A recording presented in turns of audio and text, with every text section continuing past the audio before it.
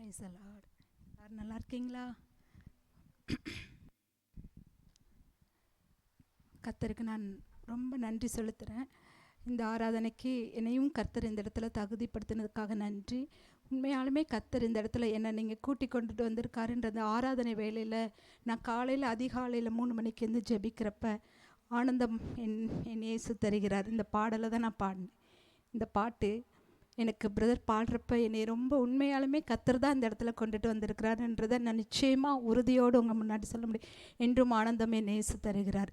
இந்த பாடலை பாடி தான் நான் காலையில் இன்றைக்கி ஆராதித்தேன். 3:30 மணி எழுந்திருக்கும் பொழுது கர்த்தர் இன்னைக்கு எனக்கு இந்த பாடலை கொடுத்தார், இந்த உறுதிப்படுத்தி கொடுத்தார். இந்த சபைக்கு நான் உன்னை கூட்டி கொண்டு வந்திருக்கிறேன்ற உறுதிப்படுத்தி கொடுத்தார் கர்த்தர். பாஸ்டர் நான் அறிமுகமே கிடையாது. பாஸ்டர் நான் இன்றைக்கி தான் ஃபஸ்ட்டு டைம் பார்க்குறேன். உண்மையாலுமே கர்த்தர் எனக்கு ஒரு நல்ல போதகரை இந்த இடத்துல எனக்கு கொடுத்த வார்த்தைகளை கொடுக்க எனக்கு அழைத்த போதகருக்காகவும் நான் ரொம்ப உள்ளத்தின் ஆழத்திலேருந்து நன்றியை செலுத்துகிறேன். போதரமாக்கு நன்றி செலுத்துகிறேன். எனக்கு உறுதுணையாக இந்த அம்மா வாஞ்சையா எப்படியாகிலும் தேவராஜ்யத்துக்கு ஒரு கூட்ட ஜனத்தை ஆயத்தப்படுத்த வேண்டும் என்கிற ஒரு உள்ளத்தின் ஆர்வத்தோடு என்னை இந்த இடத்துல அறிமுகப்படுத்தி வச்சதான அந்த தாயாருக்கு நான் உள்ளத்தின் ஆழத்திலிருந்து நன்றிகளை செலுத்துகிறேன். கர்த்தர் நமக்கு கொடுத்ததான இந்த வார்த்தை இந்த நாளில் நம்மளுடைய கர்த்தருடைய வார்த்தை நமக்கு என்னென்னா, ரூத் புஸ்தகம் 2வது அதிகாரம் 12ஆம் வசனம், உன் செய்கைக்கு தக்க பலன். அப்போது இதுதான் என்னுடைய செய்தியின் தலைப்பு, உன் செய்கைக்கு தக்க பலன். சொல்லுவாங்க ரூத் புஸ்தகத்தில் 2:12 உன் செய்கைக்கு தக்க பலனை கர்த்தர் உனக்கு கட்டளை இடுவாராக. இஸ்ரவேலின் தேவனாகிய கர்த்தருடைய சட்டைகளின் கீழ் அடைக்கலமாய் வந்த உனக்கு அவராலே நிறைவான பலன் கிடைப்பதாக. நிறைவான பலன் நமக்கு கிடைக்கும். நிறைவான பலன், கொஞ்சம் பலன் இல்லை, கொஞ்சம் குறைய இல்லை, நிறைவான பலன் கண்டிப்பாக நமக்கு கிடைக்கும். நம்மளுடைய வாழ்க்கையில் நிறைவான பலன் கிடைக்கும். எப்படி நான் இந்த வசனத்தை நான் ஆணித்தனமாக உங்களுக்கு உண்மையாலும் இந்த வசனத்துடைய ஆசீர்வாதங்கள் எப்படி கிடைக்கும்ன்றத என்னுடைய வாழ்க்கையில் இருந்த சாட்சிகள், நான் கடந்து வந்த பாதைகள் எல்லாமே உங்களுக்கு சாட்சியாக நான் உங்களுக்கு சொல்லி கொடுக்குறேன்.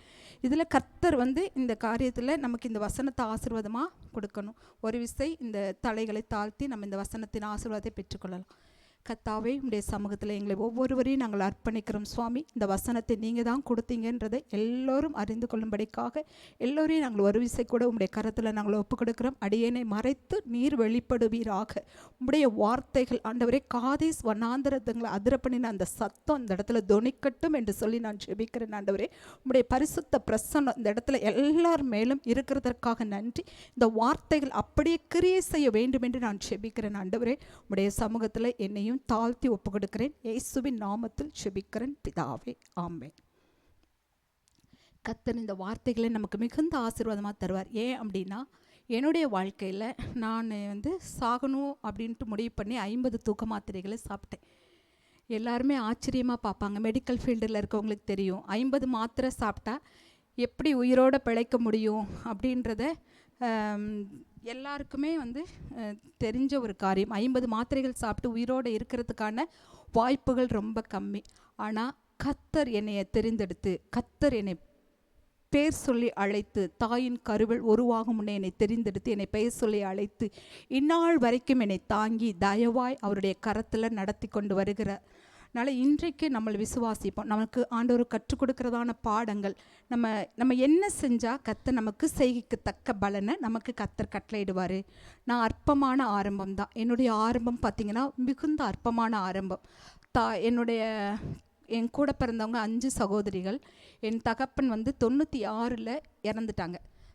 ஜான்டிஸ் என் தகப்பன் இறந்துட்டாங்க. ஸோ 97 அதுக்கப்புறம் என்னுடைய வாழ்க்கைகள் எல்லாமே ஒரு கேள்விக்குறியான வாழ்க்கை தான் இருந்தது. எப்படி வாழப்போகிறோம், அப்பாவும் இல்லையே, நம்மளால் எப்படி வாழப்போகிறோம், நம்ம ஏன் வாழணும், வேண்டாம் முடிச்சுக்கலாம் அப்படின்ற ஒரு சூழ்நிலையில் தான் 50 தூக்க மாத்திரையை சாப்பிட்டேன். சாப்பிட்டதுக்கப்புறம் தான் 2-3 நாள் கழித்து டாக்டர் சொன்னாங்க, இவங்க பிழைப்பாங்களான்னு தெரியல, உங்கள் சாமியை நீங்கள் வேண்டிக்கோங்க அப்படின்னு அம்மா கிட்ட. அப்பா இறந்த புதுசு வேறு. அப்போ அம்மாவுடைய மனநிலைமை ரொம்ப ஒடிக்கப்பட்டதான சூழ்நிலை. ஆனாலும் கர்த்தர் ஒரு தீர்மானம் நம்ம மேலே ஒரு திட்டம் வச்சுருந்ததுனால கர்த்தர் இன்றைக்கி என்னை கொண்டு உங்கள் முன்னாடி ஒரு சாட்சியாக வச்சிருக்கார். வாலிப பிள்ளைகளுக்கு நான் சொல்லித்தரது, வாலிப வயதில் கத்தர் என்னை பிடிச்சார். ஸோ வாலிப வயதில் இன்றைக்கி சூழ்நிலைகளை நம்ம பார்த்துக்கொண்டு நம்ம இருக்கிற காரியங்களை நம்ம பார்த்துக்கிறோம். நம்ம வந்து இவ்வளோதான், நம்மளுடைய சூழ்நிலை இப்படி தான், அதனால் நம்ம முன்னேற முடியாது அப்படின்ற மாதிரியான சூழ்நிலையில் இருக்க பிள்ளைகள் எல்லாருக்காகவும் நான் ஒரு ஜீவனுள்ள சாட்சி. ஏன்னா அன்னைக்கு நான் வாலிப வயசு 96, 16, 17 வயசில் இருந்தேன். ஸோ அப்போ நான் மறித்து போயிருந்தேன்னா இன்றைக்கி என்னுடைய வாழ்க்கையில் ஒன்றுமே இல்லாமல் போயிருக்கும். ஆனால் இன்றைக்கும் கடவுளுடைய பெரிதான கிருபையினால் சொல்ல முடியும், 100 பேர் என்கிட்ட வேலை செய்கிறாங்க. நியூ மயூரா பேக்கரி அப்படின்ற ஒரு ஸ்தாபனத்துக்கு எனக்கு ஒரு ஓனராக கொடுத்து, இன்றைக்கி கரமத்தம்பட்டி பகுதியில் மயூரா பேக்கரினா தெரியாதவங்களே இருக்க மாட்டாங்க. மோஸ்ட் ஆஃப் த பீப்புளுக்கு கரமத்தம்பட்டி பகுதியில் இருக்கிறவங்க எல்லாருக்குமே எங்களை தெரியும். அந்த அளவுக்கு கத்தர் என்னையுடைய பேரை பெருமைப்படுத்தி வச்சிருக்கிறாரு. அந்த அளவுக்கு இன்றைக்கி 100 பேருக்கு என்னைய அதிபதியாக வச்சிருக்கிறாரு. ஸோ ஆண்டவருடைய பிரசன்னம் எந்த அளவுக்கு நம்மளை உயர்த்தும், ஆண்டவரை நம்மளை பிடிக்க பிடிக்க பிடிக்க கத்தர் நம்மளை எந்த அளவுக்கு உயர்த்துவார் அப்படின்றது தான் என்னுடைய சாட்சிகள். உண்மையாலுமே கத்தருக்காக நம்ம வைராக்கியமாக நிற்கும் பொழுது, கத்தரை நம்ம தேடும் பொழுது, கத்தர் நமக்கு நிச்சயமாகவே முடிவு உண்டு. நம்பிக்கை வீண் போகாது. நம்மளுடைய கேள்விகள், நான் இந்த கூடுகைக்கு வருவதற்கு முன்பதாக ஒரு 10 நாட்களுக்கு முன்பதாக கத்தர் என்னோடு கூட இடைப்பட்டார். இப்போ என்ன பொருளாதாரத்தில் வந்து நீ வந்து ஆரம்பத்தில் நீ பொருளாதாரத்தில் எவ்வளோ கீழ்மட்டத்தில் இருந்த அந்த சாட்சியை இந்த சபை மக்களுக்கு நீ அறிவிக்கணும் அப்படின்னு சொன்னார்.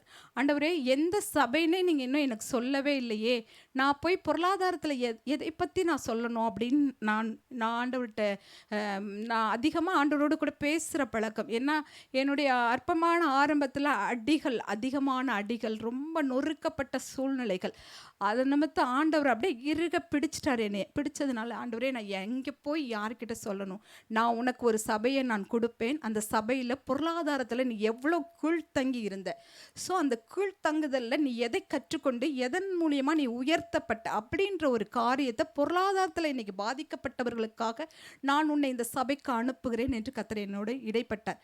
என்ன காரியம்னா, நான் வந்து 96, 97 அப்பா இறந்த பிறகு பொருளாதாரத்தில் மிகுந்த கீழ்மட்டம், 5 பொம்பளை பிள்ளைங்க. ஸோ அம்மாவுக்கு எந்த வருமானமும் கிடையாது. அப்படி இருக்க சூழ்நிலையில் எப்படிப்பட்ட ஒரு காரியங்கள் கடந்து வந்திருப்போன்றது நம்மளுடைய எல்லாருக்கும் நம்ம தெரிந்தவரான ஒரு காரியம். ஸோ அந்த நிலைமையில் நான் ஒரு இடத்துல வேலைக்கு செஞ்சப்போ 550 ரூபா சம்பளம் 2000. ஸோ அப்போது நான் கீழ்ப்படிந்து உண்மையாக இருக்க இருக்க இருக்க கர்த்தர் இன்னைக்கு உயர்த்தி உயர்த்தி உயர்த்தி என்னிடத்துல வேலை பார்க்குறவர்களுக்கு நான் கொடுக்குற சம்பளம் மாதம் ஒரு மாஸ்டருடைய சம்பளம் இன்றைக்கி 50,000 கொடுக்குற அளவுக்கு கர்த்தர் எங்களுடைய வாழ்க்கையில் ஒரு மேன்மையை கட்டளையிட்டிருக்கிறார். ஸோ அந்த மேன்மையின் காரணங்கள், அதற்குரிய ரகசியங்கள், நம்ம என்ன செய்யணும், பொருளாதாரத்தில் வந்து கண்டிப்பாக நமக்கு ஒரு இன்வெஸ்ட்மெண்ட் தேவை, அப்படி இருந்தால் தான் நம்மளுடைய பொருளாதாரம் உயர்த்தப்படும் அப்படின்ற ஒரு மனநிலைமையை நம்மளிடத்துலேருந்து, நம்மளுடைய சிந்தனையிலேருந்து எடுத்து போட்டணும். வாலிப பிள்ளைகளுக்கு விசேஷ விதமாக நான் கற்றுக் கொடுக்குறேன். இந்த வாலிப வயதில் நம்ம பிள்ளைங்கள் எல்லாம், ஐயோ நம்மளுடைய எதிர்காலம் எப்படி ஆகுமோ, தாய் தகப்பனுடைய காரியங்கள் மிகுந்த சூழ்நிலைகள் பார்த்திங்கன்னா மிகுந்த புவரான நிலைமையில், அடித்தளமான ஒரு நிலைமையில் இருக்கிறோமே, ஆனால் நம்முடைய எதிர்காலம் எப்படி ஆசீர்வதிக்கப்படும் என்கிற. ஆனால் கர்த்தர் கண்டிப்பாக வாலிப பிள்ளைகள் ஆண்டவரோடு கூட நல்ல நெருங்கி, ஆண்டவரோடு ஒரு நண்பனை போல, ஒரு அம்மா அப்பா கிட்ட நம்ம பேசுறது போல் ஆண்டவரோடு கூட பேச பேச பேச நம்முடைய வாழ்க்கையில் அந்த பிரசன்னம் அந்த உருவாக்கப்படும். நம்மளை உருவாக்க நம்ம உயர்த்தப்பட உன்னதத்தின் அந்த அபிஷேகத்தை நம்ம பெற்றுக்கொள்ளும் பொழுது கண்டிப்பாக ஆண்டவர் நம்மளை இவ்வளோ பெரிய ஆச்சரியங்களை நம்மளை கொண்டு நடத்துவார். அப்படி ஆண்டவருடைய அந்த காரியங்கள் வந்து நம்ம ரொம்ப ஆண்டவருக்காக நம்ம அன்பு செலுத்தி ஆண்டவரோடு கூட நம்ம இடைப்பட கர்த்தர் நம்மளோடு கூட ஒவ்வொரு காரியத்திலையும் நம்மளுக்கு நிறைய காரியங்களை நமக்கு கற்றுக் கொடுப்போம். வாலிப பிள்ளைகள் இன்றைக்கி நிச்சயமாக உங்களுடைய வாழ்க்கையில், நான் வாலிப வயதில், நான் 17 வயசு 18 வயசில் இருக்கப்ப ஒருத்தவங்கள்ட்ட கையேந்தி நின்னேன். ஆனால் இன்றைக்கி என்னுடைய திருமண நாட்களுக்கு பிறகு இன்றைக்கி 48 வயது ஆயிடுச்சு. ஆனால் இன்றைக்கி 100 பேருக்கு அதிபதியாக 20 வருஷங்கள் கர்த்தருடைய கரத்தில் அடங்கி இருந்த அடங்கி அடங்கி தேவ சமூகத்தில் காத்திருந்து பெலனோடு கூட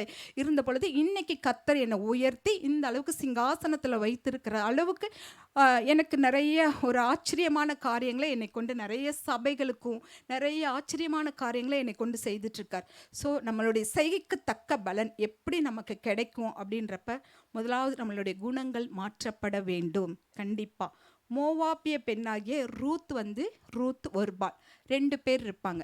ஒர்பாலும் ஒரே வீட்டில் வளர்ந்தவங்க, ரூத்தும் ஒரே வீட்டில் வளர்ந்தவங்க. ஸோ ஒர்பாளுடைய கேரக்டர்ஸ் என்னென்னா, அசட்டையா தன்னுடைய பொறுப்பை தட்டி கழித்து விட்டு சென்றதான ஒரு மகள். அவங்களுக்கும் ஒரே பொறுப்பு இருந்தது, ரூத்துக்கும் ஒரு பொறுப்பு இருந்தது. ஸோ 2 பேர்த்தில் ஒருபால் தன்னுடைய பொறுப்பை தட்டி கழுத்தி வச்சுட்டு போனாங்க.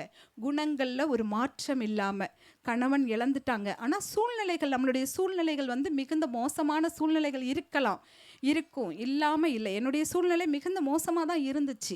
ஏன்னா அந்த சூழ்நிலைகளை நம்ம காரணம் காமிச்சுக்கிட்டே இருந்தோன்னா நம்ம சூழ்நிலைகளே தான் உட்காரணும். ஆனால் சூழ்நிலைகளை தாண்டி தேவனுடைய அபிஷேகத்தை நம்ம பெற்றுக்கொள்ளும் பொழுது கண்டிப்பாக நமக்கு உயர்வு உண்டுன்றதை என்னுடைய ஜீவனுள்ள சாட்சியாக நான் உங்களிடத்துல பதிவிடுறேன். இந்த இடத்துல கண்டிப்பாக நம்ம குணங்கள் மாற்றப்படுறப்ப, நம்மளுடைய எண்ணங்கள், நம்முடைய சுபாவங்கள் மாற்றப்படுறப்ப, எப்படி ரூத் அக்காவுடைய அந்த ரூத்தும் ஒருபாலும் ஒரே சிஸ்டர்னில தான். ஆனால் அவங்க செஞ்ச தப்பை நம்ம செய்யக்கூடாது. அவங்க மித்தமிட்டுட்டு கடந்து போயிட்டாங்க. தன்னுடைய மாமியை பற்றி எந்த ஒரு கவலையும் இல்லாதபடிக்கு முத்தமிட்டுட்டு வெளியே போயிடுவாங்க. ஸோ ஆனால் ரூத் என்ன பண்ணுவாங்க, அவங்க வெளிப்புறமான நடிப்பு இல்லாதபடிக்கு உண்மையாக முழு மனதோடு அவங்க தன்னுடைய மாமியை இறுக பிடிச்சுக்குவாங்க. நமக்கு என்னவே நடந்தாலும், நம்முடைய சூழ்நிலை எப்படி இருந்தாலும் பரவாயில்ல, நம்ம செய்ய வேண்டிய பொறுப்புகளை கண்டிப்பாக நம்ம செய்கிறப்ப தேவன் நமக்கு செய்கைக்கு தக்க பலனை கண்டிப்பாக கட்டளையிடுவார். அதுக்கு நான் ஒரு சாட்சி. ஏன்னா என்னுடைய அப்பா இறந்ததுக்கப்புறம் நான் செத்துட்டு நான் போயிருந்தேன்னா இன்றைக்கி என்னுடைய வாழ்க்கை முடிஞ்சிருக்கும். இன்றைக்கி ஒரு ஆசீர்வாதமான ஒரு வாய்க்காலாக என்னால் இருந்திருக்க முடியாது. எங்கள் வீட்டில் எங்கள் மாமனார் மாமியார் இறந்துட்டாங்கனாலும் எங்கள் கூட மச்சாண்டார் கொழுந்தனார் எல்லாருமே 7 பேர் இருக்காங்க. 7 பேருக்கும் அவங்களுடைய குடும்பத்தில் இன்றைக்கி எல்லாருக்குள்ளேயும் இயேசுவினுடைய அன்பை நான் கொடுத்துருக்கேன். எல்லாருக்குமே என்னை ஏற்றுக்கிட்டாங்க. இயேசுவோடைய அன்பை நான் கொடுக்கறதுனால எல்லாரும் என்னை ஏற்றுக்கிட்டாங்க.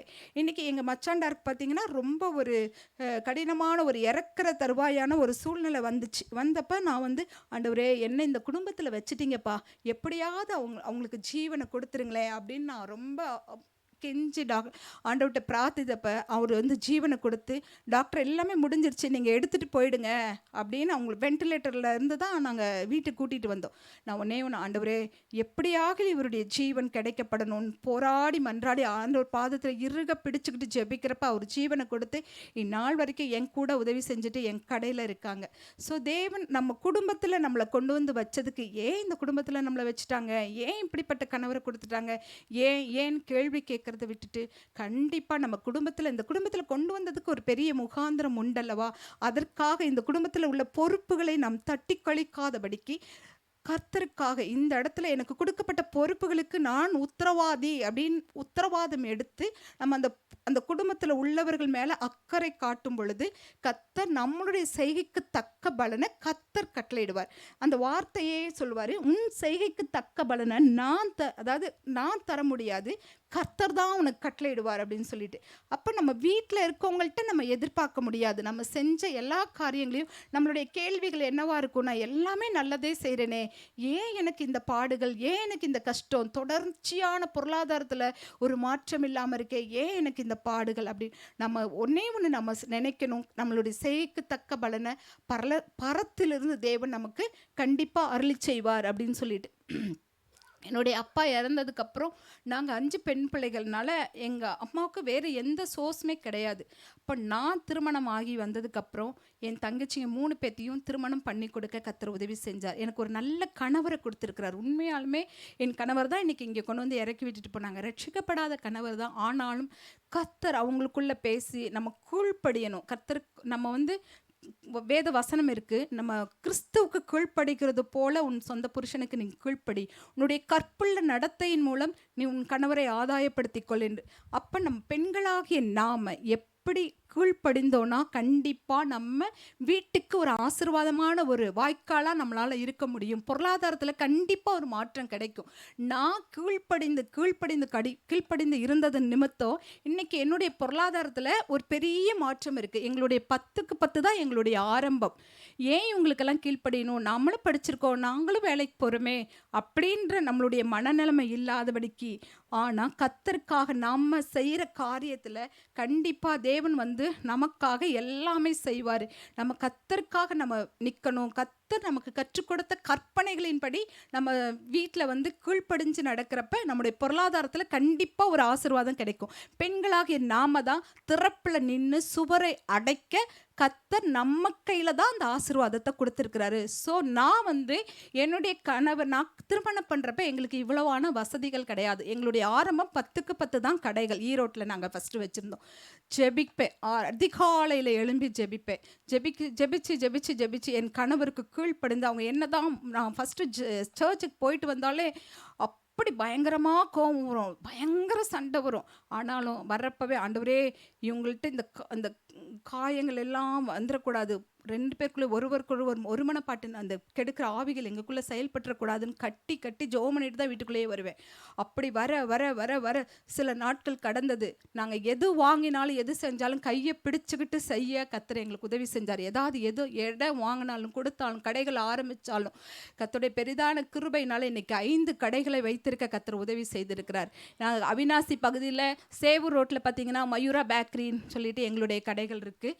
அதே மாதிரி இங்கே கரம்பத்தம்பட்டியில் பஸ் ஸ்டாப்பில் ஒரு கடை இருக்குது, குறிஞ்சி பக்கத்தில் ஒரு கடை இருக்குது, ஈரோட்டில் 2 கடைகள் இருக்குது. நாங்கள் ஒரு 5 கடைகளை வைக்க கர்த்தர் எங்களுக்கு உதவி செய்திருக்கார். ஏன் அப்படின்னா உண்மையாலுமே பெண்களாகிய நாம் திறப்பில் நிற்கணும், கீழ்ப்படியணும். கணவனுக்கு ரொம்ப கீழ்ப்படிந்து இருக்கிறப்ப கண்டிப்பாக நம்ம குடும்பம் ஆசீர்வாத வாய்க்காலாக நம்மளை கர்த்தர் பயன்படுத்துகிறாரு. ஸோ என்ன கர்த்தர் அப்படி பயன்படுத்தி தான் என்னுடைய குடும்பத்துக்கே ஒரு ஆசீர்வாதமான ஒரு நீரூற்றாக வச்சிருக்கிறாரு. ஸோ நம்ம இடத்துல இயேசுவின் அன்பு பெருகணும். நான் ஒவ்வொரு முறையும் என் குடும்பத்தில் எல்லாரும் என்னை ரொம்ப கஷ்டமான ஒரு ஃபேமிலி தான். நம்ம வெளியிலேருந்து வந்திருக்கோம். நம்ம ஒரு ஃபேமிலிக்குள்ளே நம்ம இருக்கிறப்ப அவங்களுக்கும் நமக்கும் ஒரு மிஸ் அண்டர்ஸ்டாண்டிங் நிறைய வரலாம்.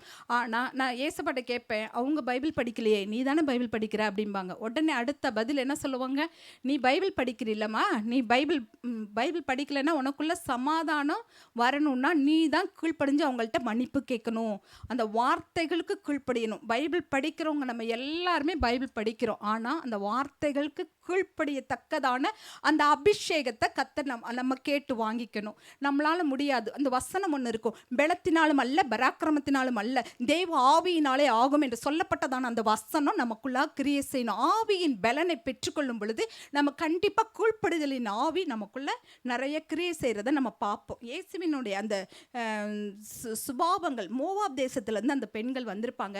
மோவாப் என்பது ரொம்ப பாவமான ஒரு காரியத்துள்ள ஒரு நாட்டிலுடைய கேரக்டர்ஸ் தான். மோவாப்பியர்கள் எல்லாமே நமக்கு நல்லா தெரிஞ்சதான ஒரு காரியம். அந்த தேசத்திலேருந்து வந்த பெண்ணுக்கு அடைக்கல பேர் என்னன்னா மோவாபிய பெண். பாவம் நிறைந்த தேசத்திலேருந்து வந்த பெண் தான் அவங்களுடைய அடைக்கலமாக, அவங்களுடைய பேர் அடைக்கலமாக அப்படி கொடுக்கப்பட்டிருப்பாங்க. ஆனால் வருகிற நாட்களில் சர்வ வல்லவருடைய தேவன் போவாசனுடைய சந்ததியாக கர்த்தர் மாற்றத்துக்கு அவங்களுடைய குணங்கள் அங்கே அந்த இடத்துல குறிக்கப்பட்டிருந்ததை நம்ம பார்க்க முடியும். அப்போ மோவாப் தேசத்தில் வந்து அதன் நிமித்தம் அவங்க ரூத்தில் சொல்லியிருப்பாங்க, தன்னை அர்ப்பணித்த ஒரு பெண். நம்ம வந்து அர்ப்பணிக்கப்பட்ட ஒரு பாத்திரமாக நம்ம இருக்கிறப்ப கண்டிப்பாக வந்து நம்ம குடும்பத்தில் ஒரு மாற்றங்களை நம்ம பார்க்க முடியும். விட்டு கொடுத்து சகிச்சு போய் சகிப்புத்தன்மை, கர்த்தர் வந்து நமக்கு பெண்களாகிய நமக்கு சகிப்புத்தன்மையை கண்டிப்பாக நமக்கு கற்றுக் கொடுத்தார். ரூத்தில் அவங்க மோவாப் தேசத்துலேருந்து அந்த பெண்ணு வரப்ப அந்த அவங்க மாமியார் சொல்லுவாங்க, ரூத்தில் முறுமுறுப்பு நிறைந்த மாமியார். எப்படி என்றால் தேவனை பற்றி அறிய ரூத் 1:13 1:20 படிப்போம். மாறா கசப்பான மருமகள் தான்.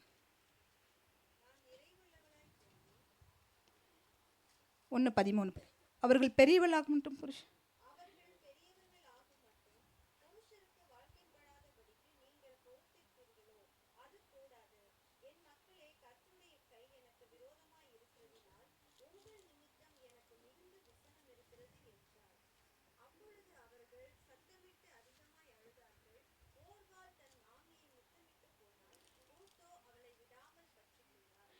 அதே மாதிரி 20 பார்த்தீங்கன்னா, சர்வ வல்லவர் எனக்கு கசப்பை கட்டளையிட்டார் அப்படின்னு சொல்லிட்டு வசனம் இருக்கும். தேவன் நமக்கு கசப்பை கட்டளையிடுவாரா? கண்டிப்பா நம்மளுடைய வாழ்க்கையில ஒரு நாளும் கசப்பை அனுமதிக்காத தேவன். மாறாவை மதுரமாய் மாற்றுகிற தேவன் நம்மளுடைய தேவன். ஸோ அந்த மாமியோட கேரக்டர்ஸ் பார்த்தீங்கன்னா, ஒரு முறுமுறுக்கிற கேரக்டர்ஸ் தான் இந்த வசனங்கள் மூலியமா நம்மளால படிக்க முடியுது. ஸோ முறுமுறுக்கிற கேரக்டர்ஸ் உள்ள மாமிகிட்ட தன்னுடைய புருஷனும் கிடையாது. ஆனா அந்த பெண்ணை எவ்வளோ தன்னை தாழ்த்தி, எவ்வளோ அந்த மாமியினுடைய நீ என்னவே செஞ்சாலும் நான் உன் கூட தான் இருப்பேன். நீ எப்படி வேணாலும் இருக்கலாம். ஆனா நான் உன் கூட தான் இருப்பேன். அப்படின்னு அவங்களுடைய உறுதித்தன்மை, மன உறுதியை நம்ம பார்க்க முடியும். எப்படின்னா ரூத் 1:17 படிங்களேன். நீர் மரணமடையும் இடத்தில் நானும் மரணமடைந்து அங்கே அடக்கம் பண்ணப்படுவேன். மரணமே அல்லாமல் வேறொன்றும் உம்மை விட்டு என்னை பிரித்தால் கர்த்தர் அதற்கு சரியாகவும் அதற்கு அதிகமாகவும் எனக்கு செய்ய கடவர் என்றாள். கர்த்தர் மரணத்திலும் பிரிக்க முடியாத ஒரு அன்பை அந்த ரூத் வந்து தன்னுடைய மாமிகிட்ட காமிச்சதை நம்ம இந்த வார்த்தையின் மூலியமாக நம்ம பார்க்கலாம். அந்த காரியத்தில் எல்லாத்துலேயுமே ரூத் வந்து எந்த இடத்துலையுமே தன்னுடைய கணவர் இழந்ததையோ தன்னுடைய மாமிக்காக நம்ம போய் கஷ்டப்படணும்னு நினைக்கிறதோ எதுவுமே ஒரு வார்த்தை கூட இந்த வேத புஸ்தகத்தில் குறிப்பிடப்படலை. ஒருபாள் வந்து முத்தமிட்டுட்டு போனாங்கன்னு சொல்லிட்டு குறிப்பிடப்பட்டிருக்கு. ஏன் அப்படின்னா ஒருபாள் வந்து தன்னிடத்துல வந்து ஒரு வெளிப்புறமான நடிப்பின் காரியங்களை அவங்க அந்த இடத்துல காமிச்சாங்க. ஆனால் ரூத்தோ ஒரு வெளிப்புறமான இதில் உள்ளான ஒரு இருதயத்தில் உள்ளான ஒரு அன்பின் நிமித்தம் ரூத்தை வந்து தன்னுடைய மாமியை கையை பிடிச்சிக்கிட்டு நீங்கள் என்னதான் இருந்தாலும் நான் உங்கள் கூட இருப்பேன், மரணமே நேரிட்டாலும் நான் உங்களை விட்டு போக மாட்டேன் அப்படின்னு தன்னை தாழ்த்தி தேவ சமூகத்தில் மாமிக்கு காண்பித்ததான அந்த அன்பு எவ்வளோ பெரிய அன்பு பாருங்களேன். வீட்டுக்கார் இல்லைன்னா மாமியார் கூட இருக்க முடியாது. ஏன்னா நிறைய பேர் சொல்லுவாங்க, ஃபாரின் போகிறவங்களாம் பார்த்தீங்கன்னா அம்மா வீட்டில் போய் விட்டுட்டு போயிடுவாங்க. ஏன்னா மாமி கூட இருக்க முடியாது, அவங்களுக்கு இவங்களுக்கும் மிஸ் அண்டர்ஸ்டாண்டிங் நிறைய வர்றதுனால. ஸோ மாமியார் கூட வாழ முடியாத ஒரு சூழ்நிலை தான் நம்மளுடைய பெண்களுக்கு. ஆனால் அந்த காலத்தில் இருந்த அந்த ரூத் வந்து மாமிக்காக தன்னுடைய ஜீவன் தன் அந்த வயசு வந்து ரொம்ப கம்மியான வயது, இளம் வயதில் அவ்வளோ தன்னுடைய உணர்வுகளை தன்னுடைய உணர்ச்சிகளை எல்லாத்தையும் அடக்கிக்கிட்டு அவங்களுக்காக தேவனுடைய அந்த கீழ்ப்படிதல், தேவனை பார்த்தாங்க, தேவனுக்கான சத்தத்தை கீழ்ப்படிஞ்சாங்க. தேவன் உன்னுடைய தேவன் என்னுடைய தேவன். அப்போ தேவனையுடைய அன்பை அவங்க பார்த்துருக்காங்க, ருசி பார்த்துருக்காங்க. உன்னுடைய தேவன் தான் என்னுடைய தேவன் அப்படின்னு சொல்கிற அளவுக்கு அவங்க தேவனுடைய அன்பை ருசி பார்த்ததுனால அவங்க எல்லா உணர்ச்சிகள் எல்லாத்தையும் கண்ட்ரோல் பண்ணிட்டு அவங்க தன்னுடைய மாமிக்காக எவ்வளவு கீழ்ப்படிந்து அவங்களோடு கூட இருந்தாங்கன்றதை நம்ம இந்த வசனங்கள் மூலியமாக நமக்கு ஆண்டவர் இந்த புஸ்தகத்தில் நமக்கு கற்றுக் கொடுக்கிறார். ஸோ நம்ம வந்து வாலிப பிள்ளைகளாக இருக்கோம், திருமணமானவங்க இருக்கோம், திருமணம் முடிஞ்சு கொஞ்சம் நாட்கள் கழிச்சிருக்கோம். ஆனால் நம்ம வந்து நம்ம குடும்பத்தில் எல்லாரையும் நம்ம நேசிக்கிற ஒரு இருதயத்தை கர்த்தர் நமக்கு கண்டிப்பாக கட்டளையிடணும். எங்கே இருந்தாலும் நம்ம குடும்பத்தில் முதலாவது சாட்சிகள் எழும்பினாதான் கண்டிப்பாக நம்ம வந்து சபையில் ஒரு சாட்சியாக நிற்க முடியும். இன்றைக்கி எனக்கு சொல்ல முடியும், 7 பேர் என் குடும்பத்தில். என்னுடைய மச்சாண்டாரோடைய பொண்ணு வந்து என்னாச்சுன்னா தவக்கலை மாதிரியே, சின்ன பிள்ளையில தவக்கலை மாதிரியே பிறந்தாலாமா குழந்தையா இருக்கப்ப. நான் கல்யாணம் பண்ணி வரப்போ 14 வயசு அவளுக்கு. இந்த பகுதி பார்த்திங்கன்னா ஒன் சைடு பிளாக்காக இருக்கும், இந்த சைடு ரோமம், உடம்பு ஃபுல்லாக முடி ஃபுல்லாக இந்த ஃபேஸில் ஆஃப் இருக்கும். அப்படி இருக்கப்போ நான் பார்த்துட்டு, ஐயோ ஆண்டவரே, நான் இப்போ நான் திருமணமான பேர் ரட்சிக்கப்பட்டு தான் நான் வீட்டுக்குள்ளே வந்தேன். ஆண்டவரே, இந்த மகளுக்கு எப்படி ஆகிலும் நீங்கள் உதவி செய்யணும் அப்படின்னு சொல்லிட்டு சர்ச்சுக்கு கூட்டிகிட்டு போய், ஆண்டவரே எப்படியாவது தேவ சமூகத்தில் அவளை காத்திருக்க வச்சு அவளை ஜெபிக்கிறப்ப ஒரு தேவதாசன் சொன்னார், ரூபவதியின் முகத்தை போல் நான் உனக்கு மாற்றி கொடுப்பேன் அப்படின்னு சொன்னார். எங்களுக்கு எங்கேயுமே தெரியாது, நாங்கள் கோயம்புத்தூர் பகுதி அப்போல்லாம் ஒரு 15 வருஷத்துக்கு முன்னாடி நாங்கள் கோயம்புத்தூர் பட்டணம் ரொம்ப பொதுசு. ஆனால் அவளை நான் கூட்டிகிட்டு வந்து இங்கே இருக்க கோவை, இங்கே கொங்குநாடு ஹாஸ்பிட்டலில் வந்து டாக்டர் ராஜனா அவர் பேர், அவர் வந்து பிளாஸ்டிக் சர்ஜரியிலேயே ரொம்ப பெஸ்ட்டு அப்படின்னு சொல்லி ஒரு நேம் வாங்கின ஒரு டாக்டர் எங்களுக்கு வந்து அழகாக சர்ஜரி பண்ணி ஃபுல்லாக புது முகமே அப்படியே சர்ஜரி பண்ணி புது முகத்தை கொடுக்குற மாதிரி கர்த்தர் கொடுத்தாரு. 14 வயசில் செஞ்சதுனால இன்றைக்கி அவளுடைய முகம் அழகான ரூபவதி முகமாக மாறிச்சு. நாங்கள் திருமணம் இன்றைக்கி அவள் வந்து நல்ல ஒரு இந்த என்ன டிபார்ட்மெண்ட், இந்த ரயில்வே டிபார்ட்மெண்ட்ல இருக்கதான ஒரு மகனை திருமணம் முடித்து நல்ல குடும்பத்தோடு சந்தோஷமா இருக்க கர்த்தர் உதவி பாராட்டியிருக்கார். ஸோ என்னோட இந்த குடும்பத்தில் வச்சதுக்கு செய்கைக்கு தக்க பலனை இன்னைக்கு நான் அவங்களுக்கு நான் செஞ்சேன். ஆனால் என்னுடைய வாழ்க்கையில கர்த்தருடைய கிரியைகள் நடைபெற்று கொண்டே இருக்கிறது. கடைகள் ஆரம்பித்து கொண்டே இருக்கிறோம். எல்லாரும் கடையை மூடிட்டே இருக்காங்க. கொரோனாவில் கடையெல்லாம் மூடினாங்க. நாங்கள் கொரோனாவில் ஒரு கடையை ஆரம்பித்தோம். கர்த்தர் பெரிதான கிருபை. நம்ம சூழ்நிலையை நம்ம பார்க்க கூடவே கூடாது. நம்ம சூழ்நிலையை காரணம் சொல்லி பழகவே கூடாது. கண்டிப்பாக நம்முடைய எண்ணங்கள், நம்முடைய செயல்கள் மாற்றணும்னா கண்டிப்பாக நமக்கு ஆசீர்வாதம் பெருகி இருக்குன்றது நான் ஒரு ஜீவனுள்ள சாட்சி. எங்கள் அம்மா பார்த்தீங்கன்னா எனக்கு ஒரு 10 பவுன் போட்டு தான் எனக்கு கல்யாணம் பண்ணி கொடுத்தாங்க. ஆனால் நான் எல்லாமே தங்கச்சிங்களை எல்லாத்துக்கும் நான் கல்யாணம் பண்ணி கொடுத்துட்டேன். அதெல்லாம் போட்டுட்டு பிள்ளைகளுக்கெல்லாம் ஆளுக்கு 15 பவுன் போட்டு கல்யாணம் பண்ணி கொடுக்க வேண்டிய ஒரு கட்டாயத்தின் மத்தியில் நாங்கள் நிற்க வேண்டியதாயிடுச்சு. ஸோ அதை செஞ்சதன் நிமித்தம் கர்த்தர் இன்னைக்கு எனக்கு அதிகமான பவுன்களை வாங்கி கொடுக்க கர்த்தர் எனக்கு உதவி செஞ்சுருக்கேன். என் கணவர் என்னை நல்ல நேசிக்கிற கணவர். இன்றைக்கும் சொல்ல முடியும், நான் ஊழியத்துக்கு போனால் நேற்றைய தினத்தில் நைட்டு 10 மணி வரைக்கும் நாங்கள் ஈரோட்டில் இருந்தோம். நைட்டெல்லாம் ட்ராவல் பண்ணி காலையில் நீ சர்ச்சுக்கு போகணுமேன்ட்டு கிளம்பி அவசரமாக கூட்டிகிட்டு வர கர்த்தர் உதவி செஞ்சார். அப்படி அவங்க ரட்சிக்கப்படலை, ஆனால் என்னுடைய குணத்தை பார்க்குறாங்க. அப்போ நம்மளுடைய குணாதிசயங்களில் ஒரு மாற்றம் கிடைத்தா கண்டிப்பாக நம்மளுடைய சூழ்நிலைகள் மாறும். நம்மளுடைய சூழ்நிலைகள் அற்பமான சூழ்நிலைகளாக இராது. எப்படி தன்னுடைய சூழ்நிலையில் கர்த்தர் ஒரு மாற்றத்தை கொடுப்பாருன்றது நம்பிக்கை இல்லை. ரூத் புஸ்தகத்தை நம்ம பார்க்கும் பொழுது அவங்க கடந்து வந்த பாதைகள் வனாந்தரமாக வேணால் இருக்கலாம். அவங்க கடந்து வந்த பாதைகள் அவங்க சொல்லுவாங்கல்ல, நீங்கள் ரூத் புஸ்தகத்தை படிச்சிங்கன்னா போனால் நான் நிறைவுள்ளவளாக போனேன், நான் குறைவுள்ளவளாக வந்திருக்கேன். அவங்க மாமி சொல்லுவாங்க பாருங்களேன், 21வது அதிகாரத்தில் நிறைவுள்ளவளாய் போனேன், கர்த்தர் என்னை வெறுமையாய் திரும்பி வர பண்ணினார். கர்த்தர் என்னை சிறுமைப்படுத்தி சர்வ வல்லவர் என்னை கிளேசப்படுத்தி இருக்கையில் நீங்கள் என்னை நகோமி என்பானேன் என்றாள். ஆமேன். அப்போது குறைவுள்ள பாத்திரங்கள் தான், குறைவாக தான் பெத்லேமுக்கு வந்தாங்க. மோவாபியர் பாவமான நிறைந்த இடம். ஆனால் உதறி தள்ளிவிட்டு பாவத்திலேயே உட்காந்துக்கிட்டு எனக்கு கர்த்தர் செய்வார் செய்வார் செய்வார்னு உட்காராம பாவத்தை உதறி தள்ளிவிட்டு எப்படியாகிலும் நம்ம போய் பெத்லேகம் அப்பத்தின் வீடாகிய தேவனுடைய வீட்டில் நம்ம வந்துட்டோம்னா தேவன் நமக்கு அந்த இடத்துல அப்பத்தை சந்திப்பார், நம்மளுடைய தேவைகளை சந்திப்பார், நம்மளுடைய எதிர்காலத்தை சந்திப்பார் என்று கர்த்தர் அந்த இடத்துல ஒரு பெரிய ஆசீர்வாதத்தை வைத்து பெத்லெகேமுக்கு கொண்டு வந்தார். அந்த பெத்லெகேமில் பெரிய பெரிய ஆசீர்வாதங்களை கர்த்தர் ரூத்தை கொடுத்தார். அப்போ ஒருபாளுக்குடைய வாழ்க்கையில் அதுக்கப்புறம் அந்த புஸ்தகத்தில் ஒரே ஒரு வார்த்தை தான் இருக்குது. என்னென்னா முத்தமிட்டுட்டு கடந்து போயிட்டாங்க அப்படின்னு. அவங்க பொறுப்பை தட்டி கழிச்சாங்க. மாமியாருடைய எல்லா காரியங்களிலும் அவங்க பங்கெடுத்துக்கலை. எப்படியோ மாமியார் தன்னை பார்த்துக்குவாங்க அப்படின்னு சொல்லி, ஏன்னா அவங்களுக்கு சாப்பாட்டுக்கு கூட வழி கிடையாது. ஏன்னா அந்த புஸ்தகத்தில் நம்மளுடைய பார்ப்போம், ரூத் மகளை பொறுக்கி கொள்ள வேண்டும் என்று வேறு வயலுக்கு போய் சிந்தினதை பொறுக்கி கொண்டார்கள்னு சொல்லிட்டு வேத வசனம் இருக்கும். வார்த்தைகளை நம்ம படிக்கும் பொழுது அந்த வார்த்தைகள் ஒவ்வொன்றிலையும் ஒவ்வொரு வசனத்தின் ஆசீர்வாதம் நமக்கு இருக்குது. சிந்தினதை பொறுக்கிக்குவாங்க. அப்போ ரூத் வயலில் போய் தன்னை தாழ்த்தி தாழ்த்தி தாழ்த்தி எங்கேயாவது ஏதாவது கிடைக்குமா, கிடைச்சி எப்படியாவது தன்னுடைய மாமியோடைய ஜீவனை காக்கும்படிக்கு அவங்க மாமி தன்னுடைய மாமிக்கு மீதி இருந்ததை கொண்டு கொடுத்தார்கள்னு சொல்லி வசனம் இருக்கும். மன உறுதியோடு இருப்பாங்க. செய்கிற எல்லா காரியத்திலும் அவங்க கூட இருப்பேன், நான் உன்னோட விட்டு நான் உன்னை விட்டு விலக மாட்டேன் அப்படின்னு சொல்லிட்டு ரூத் எப்படி தன்னுடைய மாமிக்கு ரொம்ப ஒரு கவனமாக தன்னை பார்த்துக்குவாங்க. போவாசின் இடத்துல அப்போ ரூத்து சொல்லுவாங்க, நீங்கள் நான் ரூத்துக்கு போவாஸ் சாப்பிட கதிர்களை கொடுப்பாங்க. அதை கொடுத்து அதை சாப்பிட்டதை மீதி பத்திரமா எடுத்து வச்சிருந்து தன்னுடைய மாமிக்கு கொண்டு கொடுத்தாங்கன்னு சொல்லி அவங்களுடைய அன்பு எவ்வளோ பெரிய அன்பு பாருங்க. தான் மட்டும் சாப்பிட்டு திருப்தி அடைஞ்சிட்டு இல்லாமல் தன் சாப்பிட்டதை மீதி எடுத்துட்டு தன்னுடைய மாமிக்கு கொடுப்பாங்க. அப்போ ஷேரிங் கேரக்டரை அந்த இடத்துல நம்ம பார்க்க முடியுது.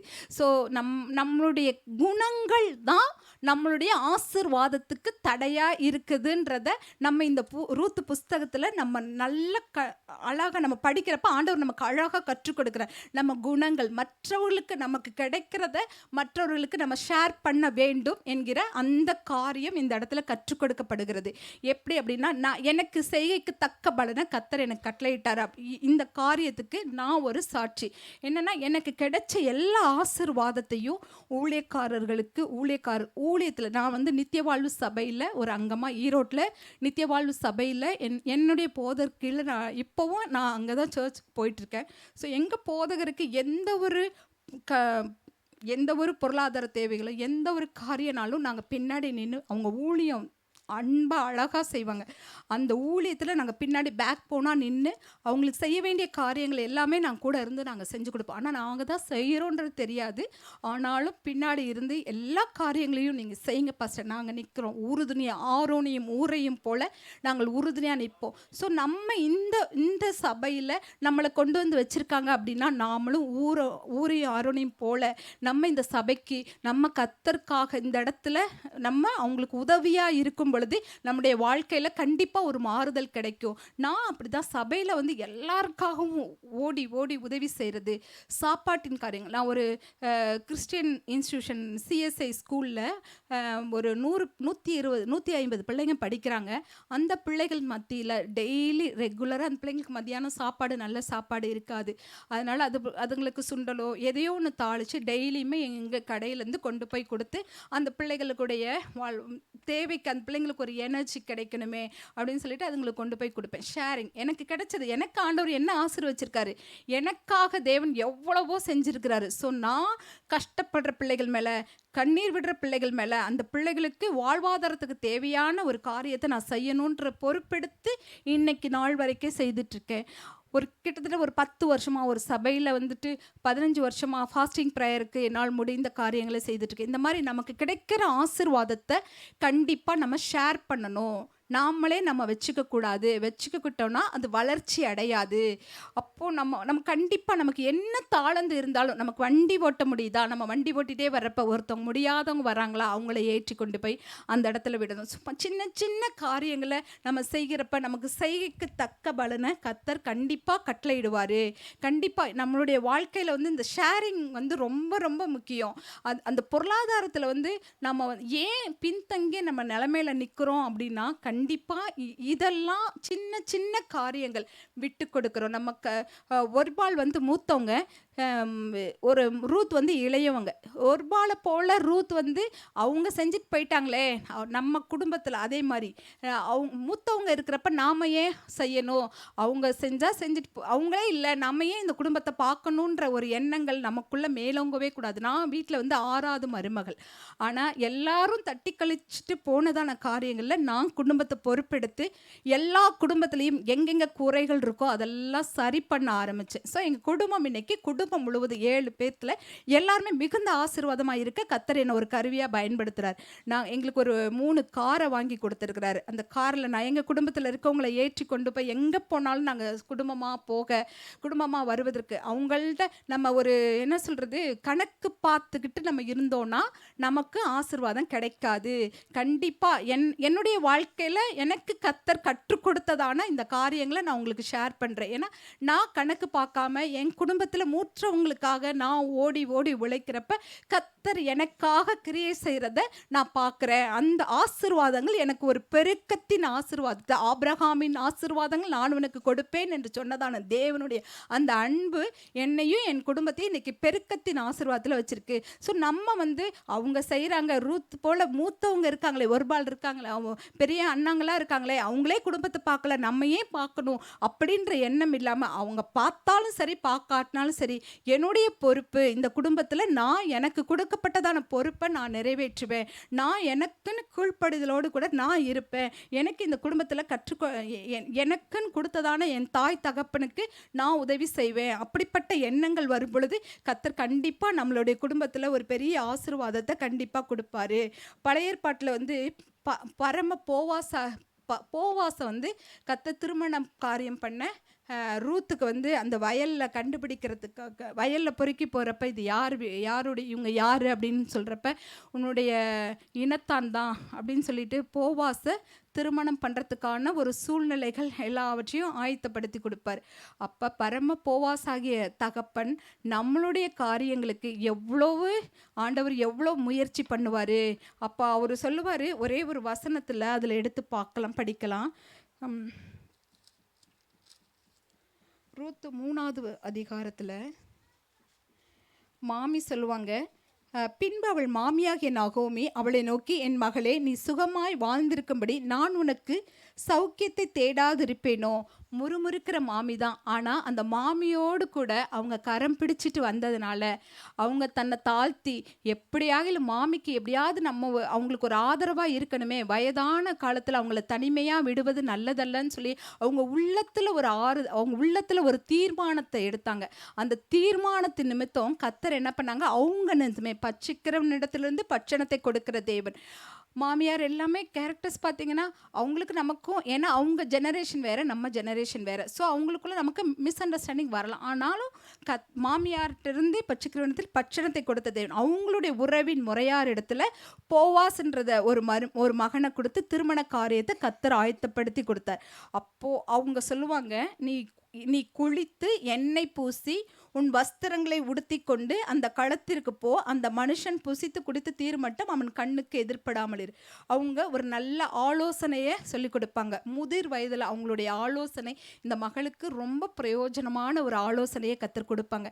அப்போ முதிர் வயதில் இருக்கவங்க இன்னைக்கு நமக்கு ஒரு ஆலோசனை சொல்லும் பொழுது இவங்களுக்கு என்ன தெரியும் அப்படின்னு நம்ம தட்டி கழிக்காதபடிக்கு நம்ம அவங்களுடைய ஆலோசனையை கன்சிடர் பண்ண நமக்கு கர்த்தர் கிருபை தரணும். கர்த்தர் நமக்கு நம்மளுடைய காதுகளில் நம்ம கேட்கணும். வாலிப பிள்ளைகள் நமக்கு என்ன, உங்களுக்கு ஒன்றுமே தெரியாதுமா, உங்களுக்கு ஒன்றுமே தெரியாதுப்பா அப்படின்னு சொல்லாதபடிக்கு அவங்க என்ன சொன்னாலும் அதுக்கு ஒரு கீழ்ப்படிதல் கற்றுக்கொண்டோன்னா கண்டிப்பாக ரூத்தை போல நமக்கு ஒரு ஆசீர்வாதம் உண்டு என்பது ரூத்தின் புஸ்தகம் மூலியமாக நமக்கு கற்றுக்கொண்ட பெற்ற ஒரு பெரிய பாடம்.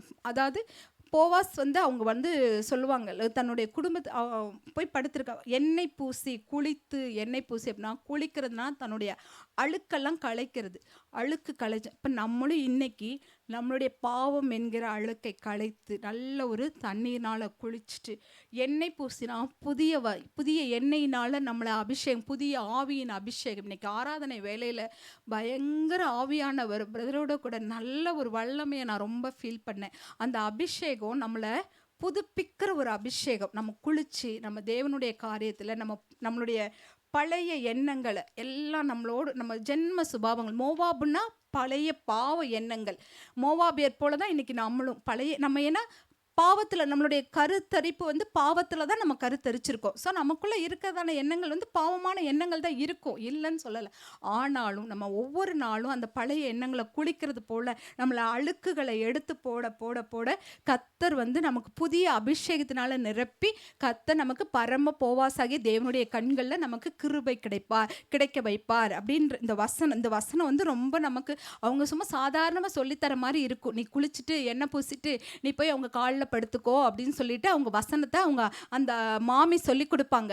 ஸோ இன்னைக்கு நம்மளுடைய காரியங்களை நம்ம அழுக்கெல்லாம் களைச்சிட்டு புதிய அபிஷேகத்தினால் நிரப்பி அவர் சமூகத்தில் படுத்துக்கிட்டோன்னா கண்டிப்பாக தேவன் நமக்கு ஒரு புதிய எண்ணெயினால் அபிஷேகம் பண்ணி புதிய காரியத்தை நமக்கு கற்றுக் கொடுப்பார். இன்றைக்கு ஒரு புதிய காரியத்தை செய்வேன் கர்த்தர் பிரதர் மூலியமா இன்னைக்கு காலையில் எனக்கு இது ஒரு சாட்சியாக நான் அவங்க முன்னாடி வைக்கிறேன். இன்னைக்கு கர்த்தர் எனக்கு 6வது பிரான்ச்சை கொடுக்கறதுக்காக இன்னைக்கு ஒரு புதிய காரியத்தை இன்னைக்கு எனக்காக பேச போகிறாங்க. ஸோ நான் உறுதிப்பட்டேன், ஆண்டவரே இந்த காரியம் எப்படி என்னமா முடியுமோ அப்படின்னு தெரியலையே அப்படின்னு நினச்சேன். உனக்கு ஒரு புதிய காரியத்தை செய்வேன்னு சொல்லிட்டு ஆராதனை வேலையில் கர்த்தர் என்னோடு கூட இடைப்பட்டார். எப்போ எனக்கு இன்றைக்கி 6வது பிரான்ச்சு இன்றைக்கி நான் ஓப்பன் பண்ணேன். எனக்கு இன்றைக்கி அடித்தளத்தை இந்த இடத்துல உறுதிப்படுத்தி கொடுத்துட்டாரு. ஸோ கண்டிப்பாக எனக்கு 6வது பிரான்ச்சு நாங்கள் ஓப்பன் பண்ண போகிறோம்.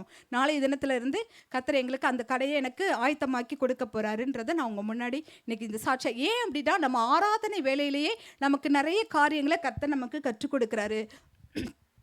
ஸோ நம்மளுடைய வாழ்க்கையில், என்னுடைய வாழ்க்கையில் எத்தனையோ பாடுகள், கஷ்டங்கள், கண்ணீரின் பாதைகள், எல்லாமே அவமானங்கள். எங்கள் அப்பா இறந்தோடனே எல்லாரும் சொன்னாங்க, ₹1 காசு வைக்கிறதுக்கு இவங்க நெத்தியில் வைக்கிறதுக்கு காசு இல்லை, இதுங்கெல்லாம் எங்கே கல்யாணம் பண்ணிக்க போதுங்க, ஓடி போய் கல்யாணம் பண்ணிக்குங்க அப்படின்றதான சொந்தக்காரங்கள் மத்தியில் வந்ததான பேச்சுகள்.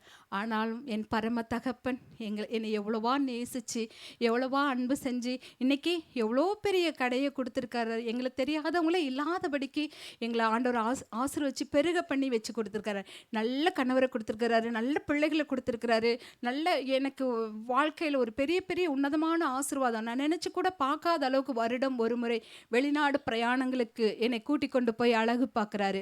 எவ்வளோ நல்ல தேவன்! ஒன்னே ஒன்று, என்னுடைய காரியங்களை ஒன்னே ஒன்று, தேவனுக்கு முக்கியத்துவம் கொடுத்து தேவனுடைய காரியம் கீழ்ப்படிய, நீங்கள் என்ன சொன்னாலும் நான் கீழ்ப்படுகிற ஆண்டவரே, இந்த வார்த்தைக்கு கீழ்ப்படிய கீழ்ப்படிய கீழ்ப்படிய இந்த வார்த்தையின் ஆசீர்வாதங்களை கண்டிப்பாக நம்ம வாழ்க்கையில் நம்ம பார்க்க முடியும். இந்த போவாசனுடைய காரியங்களில் ஆண்டவர் எவ்வளோ காரியங்களை, நம்ம ரூத்து புஸ்தகம் எவ்வளவோ முறை படிச்சிருக்கோம். ஆனால் இந்த முறை ஆண்டவர் எனக்கு அழகாக கற்றுக் கொடுக்குறாரு. அவ்வளோ ஒரு மேன்மையான குணங்கள் ரூத்துக்கிட்ட இருந்துச்சு, விட்டு கொடுக்குற தன்மை இருந்துச்சு, சகிக்கிற தன்மை. மாமியார் முறுமுறுக்கிற கேரக்டர் தான், ஆனால் விட்டு கொடுத்தாங்க, சகிச்சு போனாங்க.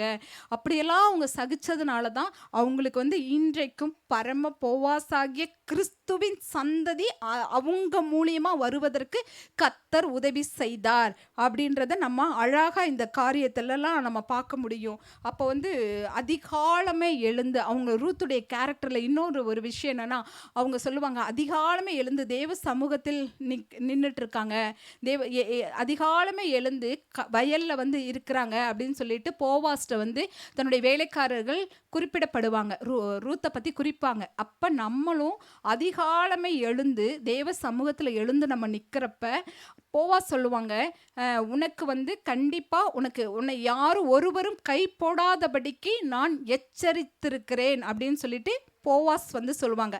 பரம போவாசாகிய தேவன் நம்ம பார்த்து சொல்லுவாரு, நீ அதிகாலமே எழுந்து என்னுடைய சமூகத்தில் நிற்கிற நிமித்தம் ஒரு சத்ருவின் கிரியைகளும் உன்னை தொடாதபடிக்கு நான் உனக்கு கட்டளையிட்டிருக்கிறேன், எச்சரித்திருக்கிறேன்னு சொல்லிட்டு நம்ம பரம போவாஸ் நமக்காக யுத்தம் பண்ணுகிற பரம போவாஸ் நமக்கு சொல்லுவார். இந்த வார்த்தைகள் ஒவ்வொன்றும் ரூத்து புஸ்தகத்தில் இருக்கிற ஒவ்வொன்றும், ஏன்னா பரம போவாசாகிய தேவன் கிறிஸ்து தான் போவாஸ்க்கு ஈக்குவலாக சொல்லித்தர ஒரு அதிகாரம் என்னன்னா ரூத் புஸ்தகம் தான். நம்ம ரூத் சாமுவேல் என்பவரால் எழுதப்பட்டதான ஒரு புஸ்தகம். ஆனால் ரூத்தில் பார்த்தீங்கன்னா பரம போவாசாகிய தேவனுடைய அந்த காரியங்களுக்காக தான் பரம போவாசாகிய இயேசு கிறிஸ்துவை ஒப்பிடக்கூடிய ரூத் புஸ்தகம் நிழல். இப்போ நிஜமாகி கிறிஸ்து நமக்குள்ளே இருந்து நமக்காக கிரியை செய்கிறத நம்மளால் பார்க்க முடியும். ஸோ இந்த காரியங்கள் எல்லாமே பரம போவாஸ் நம்மளை எப்படியெல்லாம் நேசிக்கிறாரு, எதனால் அப்படி நேசிக்கிறாரு, ஏன் பரம போவாஸ் நமக்காக இவ்வளோ ஏன் செய்யணும், நம்மளை ஏன் இப்படியெல்லாம் பார்க்கணும் அப்படின்னா அவர் சொல்லுவார்ல, அதாவது ஜீவ தண்ணீரை நமக்கு கொடுப்பாரு. கர்த்தர் சத்ரு தொடாதபடிக்கு நம்மளை எச்சரித்து நம்மளை நடத்துவார் ஒவ்வொரு காரியத்திலும். ரூத் 2:10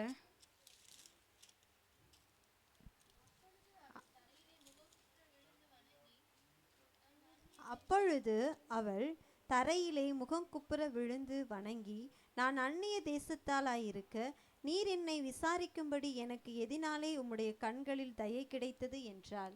ரூத் தன்னை தாழ்த்தி கேட்பாங்க, இவ்வளோ நன்மை எனக்காக நீங்கள் செய்கிறீங்களே, சிந்த விடுறீங்க, கதிர்களை சிந்த விடுறீங்க, எவ்வளோ ஆச்சரியமாக என்னை நடத்துகிறீங்க, எதனால் எனக்கு நீங்கள் இப்படியெல்லாம் செய்கிறீங்க அப்படின்னு சொல்கிறப்ப ரூத்து சொல்லுவாங்க, அதுக்கு போவா சொல்லுவாங்க, உன்னுடைய ஜென்ம தேசத்தை விட்டுட்டு நீ வந்துட்ட, உன்னுடைய எல்லாத்தையும் விட்டுட்டு வந்தாலும் உன் மாமிக்கு நீ செய்ததான எல்லா செய்கைகளும் எனக்கு அறிவிக்கப்பட்டது அப்படின்னு சொல்லிட்டு ரூத் புஸ்தகத்தில் சொல்லுவாங்க. போவாஸ்ட அறிவிக்கப்படுகிற காரியம், ஆனால் இப்போ நிழலாகிய காரியம், இது நிஜத்தில் இயேசு நம்மளோடு கூட இருந்து நம்ம மேலே கண்ணை வச்சு நம்ம என்னென்ன செய்கிறோன்ற காரியத்தை நமக்காக நம்மளுடைய கூட இருந்து நம்மளை நடத்தி கொண்டு வருகிறார். ஒவ்வொரு நாளும் அவர் சொல்கிறார், நான் உன்மேல் கண்ணை வைத்து உனக்கு ஆலோசனை சொல்லுவேன், உன்னை நீ போகும் வழியை நான் உனக்கு காண்பித்து கொடுப்பேன். வசனம் வார்த்தை அழகழகாக நமக்கு கொடுத்துருக்கிறாரு. நிழலாகிய இயேசு பரம போவா சொல்லுவார், உன்னுடைய செய்கைகள்லாம் எனக்கு தெரிவிக்கப்பட்டுச்சு, அதனால் உன் மேலே எனக்கு என்னுடைய கண்களில் உனக்கு தய கிடைச்சிச்சு அப்படின்ற. ஆனால் நம்மளுடைய பரம போவாஸ் நம்ம மேலே கண்ணை வச்சு நமக்கு சொல்லி தருவார், நமக்கு அபிஷேகத்தை கொடுப்பாரு. பரம போவாஸ் ஆகிய தேவன் அவர் போனதுக்கப்புறம் நமக்கு ஒரு தேற்றவாளனை கொடுத்து நமக்கு ஒரு அபிஷேகத்தை கொடுத்து நம்ம போகிற வழியை நம்ம கற்றுக் கொடுப்பாரு. நம்ம குடும்பத்தில் எப்படி உயர்வாக இருக்கணுன்றதை நமக்கு அழகாக கற்றுக் கொடுத்து நம்மளை நடத்துகிறத நம்மளால் பார்க்க முடியும். ஸோ இந்த காரியங்கள் எல்லாமே ரூத் புஸ்தகத்தில் நம்ம நிறைய காரியங்களை நம்ம கற்றுக் கொடுத்தாரு. அதனால் வெறுமையாக விடியற் காலத்தில் எழுந்த பாதத்தில் உட்காந்துருக்கிறவங்களுக்கு வெறுமையாக நீ போகாத, உனக்கு 6 படி கோதுமையினால் நான் நிரப்பி உன்னை அனுப்புகிறேன் அப்படின்னு சொல்லிட்டு போவாஸ் வந்து அவர் 6 படி கோதுமையை நிரப்பி அனுப்பி கொடுப்பார். ஸோ நம்மளுடைய பரம தகப்பன் கண்டிப்பாக நமக்காக வாரம் முழுவதும் 6 நாட்களுக்குரிய பலனை இந்த ஒரு நாளில் நமக்கு கொடுத்து நம்மளை நிறைவுள்ளவர்களாய் நம்மளை அனுப்புவார். குறைவான நம்ம நிறைவான இந்த ஸ்தலத்துக்குள்ளே, இந்த கூடாரமாகிய இந்த களத்துக்குள்ளே, அந்த போவாஸ்ன்ற ஒரு களத்துக்குள்ளே பொறுக்கி கொள்ள எப்படி ரூத்து போனாங்களோ அதே போல் இந்த இடத்துல தேவனுடைய வார்த்தை என்ற நம்ம பொறுக்கி கொள்கிறப்ப தேவன் வந்து நமக்கு நிறைவான ஆசீர்வாதத்தினால நம்மளை கண்டிப்பாக நிரப்பி நம்ம நடத்துவார். அப்போ வாழ்ந்திருக்கும்படி சுகித்திருக்கும்படிக்கு சந்ததியின் ஆசீர்வாதத்தை கர்த்தர் கண்டிப்பாக கொடுப்பாரு. இப்போ என்னுடைய காரியங்களை, என்னுடைய சந்ததிக்கான ஆசீர்வாதத்தை கர்த்தர் நம்மளுடைய வாழ்க்கையில் வந்து சந்ததிகள் பிள்ளைகள் வந்து இன்னைக்கு துன்மார்க்கமாக வருகிறத நம்ம பார்க்குறோம். பிள்ளைகள் வந்து தேவனுக்கு கீழ்ப்படியாமல் இருக்காங்க, தேவனுடைய வார்த்தைகளை படிக்கலை, இப்படியெல்லாம் இருக்கிறாங்களே அப்படின்றது நம்ம உள்ளத்தில் வந்து ரொம்ப ஒரு அங்கலாய்ப்பாக இருக்குது. இப்போ தேவனுடைய அதிகாலமே என்னை தேடி நீ என்னுடைய சமூகத்துக்கு காத்திருக்கிறப்ப கண்டிப்பாக உன்னுடைய பிள்ளைகளுடைய ஆசீர்வாதத்தை நீ காண்பாய். அந்த வசனத்தின்படி நீ அதிகாலமே எந்திரிக்கிறப்ப கர்த்தர் கண்டிப்பாக அந்த பிள்ளைகளுடைய பிள்ளைகளை குறித்து நீ கவலைப்படாதபடிக்கு நிச்சயமாக நம்பிக்கை உண்டு. நம்பிக்கை வீண் போகாது. நித்திய மகிழ்ச்சி உன் தலைமையில் இருக்கும், சஞ்சலமும் தவிப்பும் ஓடி போகும். அப்படின்னா நாம் எடுக்க வேண்டிய சில காரியங்கள் நாம் எடுத்தே ஆகணும். நம்ம வந்து சும்மா ஸ்லாக்காக நம்ம இருந்துக்கிட்டு எனக்கு ஏசப்பா ஒன்றும் செய்யலையே, என்ன ஒன்றும் செய்யலையே, மற்றவங்கள ஆசீர்வதிக்கிறாங்களே, என்னை மட்டும் ஆசீர்வதிக்கலையே அப்படின்னு நம்ம வந்து ஏசப்பாவை நம்ம குறை சொல்லுகிற காலங்கள் நிறைய பேருடைய வாழ்க்கை. எனக்கு என்ன செஞ்சார், நான் என்ன பண்ண முடியும், நமக்கு செஞ்சதுக்கு நம்ம நன்றி சொல்லணும்னா நம்ம ஆயுசு நாட்கள் போதாது. நம்மளுடைய நாட்கள் நான் இன்னைக்கும் சொல்ல முடியும், ஆண்டவர் பார்த்தீங்கன்னா என்னை எவ்வளவு குறைவுள்ளவளான நான் தான் பாவமான வாழ்க்கையில் பாவமான காரியத்தில் கர்த்தருடைய ஒன்றுமே இயேசுனா யாருன்னே தெரியாத குடும்பத்தில் இருந்து வந்தவ தான். ஆனால் இன்னைக்கும் சொல்ல முடியும், கர்த்தர் என்னை நிறைய காரியங்களில் நிறைய பேருக்கு என்னுடைய சாட்சி 50 மாத்திரை சாப்பிட்டு நீங்கள் இவ்வளோ உயிரோடு இருந்து இவ்வளோ காரியங்களை நீங்கள் கற்றுக் கொடுக்குறீங்களா அப்படின்னு சொல்லிட்டு நிறைவான தேவன் என்னை நிறைவாக நடத்தி வர்றதை என்னால் பார்க்க முடியும். திருநங்கைகள் மத்தியில், துப்புரவாளர்கள் மத்தியில், இவங்க மத்தியிலலாம் நான் ஊழியம் செய்துட்ருக்கேன். குழந்தை இல்லாதவங்களுக்கு ஜெபிக்கிறப்ப 18 வருஷம் குழந்தை இல்லாதவங்களுக்கு ரெட்டை குழந்தைங்களை கர்த்தர் கொடுத்துருக்கிறாரு. 8 வருஷம் குழந்தை இல்லாதவங்களுக்கு பார்த்தீங்கன்னா கர்த்தர் குழந்தையை கொடுத்துருக்கிறாரு. உனக்கு பையன்தான் பறக்கும். அவளுடைய டெஸ்ட் பேபி, அவளுக்கு வந்து யூட்ரஸே வெடிச்சிருச்சு, யூட்ரஸில் வந்து ஒரு டியூபே வீணாக போயிடுச்சு. ஸோ அந்த நிலைமையில் இருக்க பிள்ளைக்கு, அந்த மகளுக்காக நான் ஜெபிச்சப்ப அவளுக்கு பையனை கொடுத்து அவளுடைய சந்ததியை ஆசீர்வதிக்கப்பேன். ஸோ நம்மளுடைய சந்ததியை கைவிட மாட்டாருன்றது தேவன் வந்து சந்ததியின் பெருக்கத்தை விரும்புகிற தேவனாக இருக்கிறாரு. சந்ததியை வந்து ஒரு நாளும் கைவிட மாட்டார். நம்மளோடு கூட நம்ம முடிந்து விடாதபடிக்கு. அப்போ ரூத்து வனாந்திரமான பகுதியிலேருந்து வந்தவங்க தான். ரூத்துடைய எதிர்காலம் என்னன்னு தெரியாது, அவங்களுக்கே தெரியாது. அவங்களுக்கு திருமணம் ஆகுன்றதும் அவங்களுக்கு தெரியாது. ஒரே ஒரு காரியம், மாமியை கைவிடக்கூடாது. தன்னை நம்பி நாம் இந்த குடும்பத்துக்குள்ளே இந்த இடத்துல வந்துட்டோம். கண்டிப்பாக இந்த குடும்பத்துக்கு நம்மளால் முடிந்த காரியத்தை, முடியாததை அவங்க யாருமே ஆண்டு கேட்கல, நம்மளால் முடிந்த காரியத்தை என் குடும்பத்துக்கு நான் செய்யணும். நான் கைவிடப்பட்டுட்டு உதறி தள்ளிவிட்டு பொறுப்பை தட்டி கழிச்சு விட்டு ஏனோ தானோன்னு வாழாதபடிக்கு கர்த்தர் ரூத்தை குறித்து ஒரு பெரிய திட்டத்தை வச்சு அவர் அழகாக நடத்தி கொண்டு வந்து அந்த பாதைகளுக்கு தன்னை விட்டு கொடுக்கணும். பாதைகளை எல்லாரையும் கர்த்தர் நடத்துவார். ஆனால் நடத்துதலுக்கு, கர்த்தருடைய நடத்துதலுக்கு நம்ம விட்டு கொடுக்கணும். விட்டு கொடுக்கிறப்ப கர்த்தர் கண்டிப்பா ஒரு பெரிய திட்டத்தின் பாதையில நம்மளை நடத்துவாரு. வாலிப பிள்ளைகளாகி நாம எல்லாரும் கற்றுக்கொள்ள வேண்டிய பாடம், தேவனுடைய வழி நடத்தலுக்கு, தேவனுடைய சத்தத்தை கேட்கிற பிள்ளைகளா நம்ம ஒவ்வொருவரும் மாறணும். தேவன் மீது அன்பு உள்ளவர்களாய் மாறணும். ஸோ நம்ம சந்ததி, இப்போ ரூத்துடைய சந்ததி போவாசனுடைய சந்ததிக்கு பரம போவாஸ் ஆகிய அந்த சந்ததியில் ஏசப்பா பிறந்தாரு. தாவீது வந்து தாத்தா அப்படின்ற அளவுக்கு அவங்களுடைய சந்ததியில் கர்த்தர் வந்து இயேசு கிறிஸ்துவை பிறக்க வைத்தார். ஸோ நம்மளுடைய சந்ததி பெரிய லெவலில், பெரிய சொல்கிற அளவுக்கு என் பிள்ளைங்க இந்த அளவுக்கு ஆசீர்வாதமாக இருக்காங்க அப்படின்னு சொல்கிற அளவுக்கு நம்ம சந்ததியின் ஆசீர்வாதத்தை நம்ம பார்க்கணுன்னா நமக்குள்ள நம்மளுடைய குணாதிசயங்களில் ஒரு மாற்றங்கள் கண்டிப்பாக வேணும்.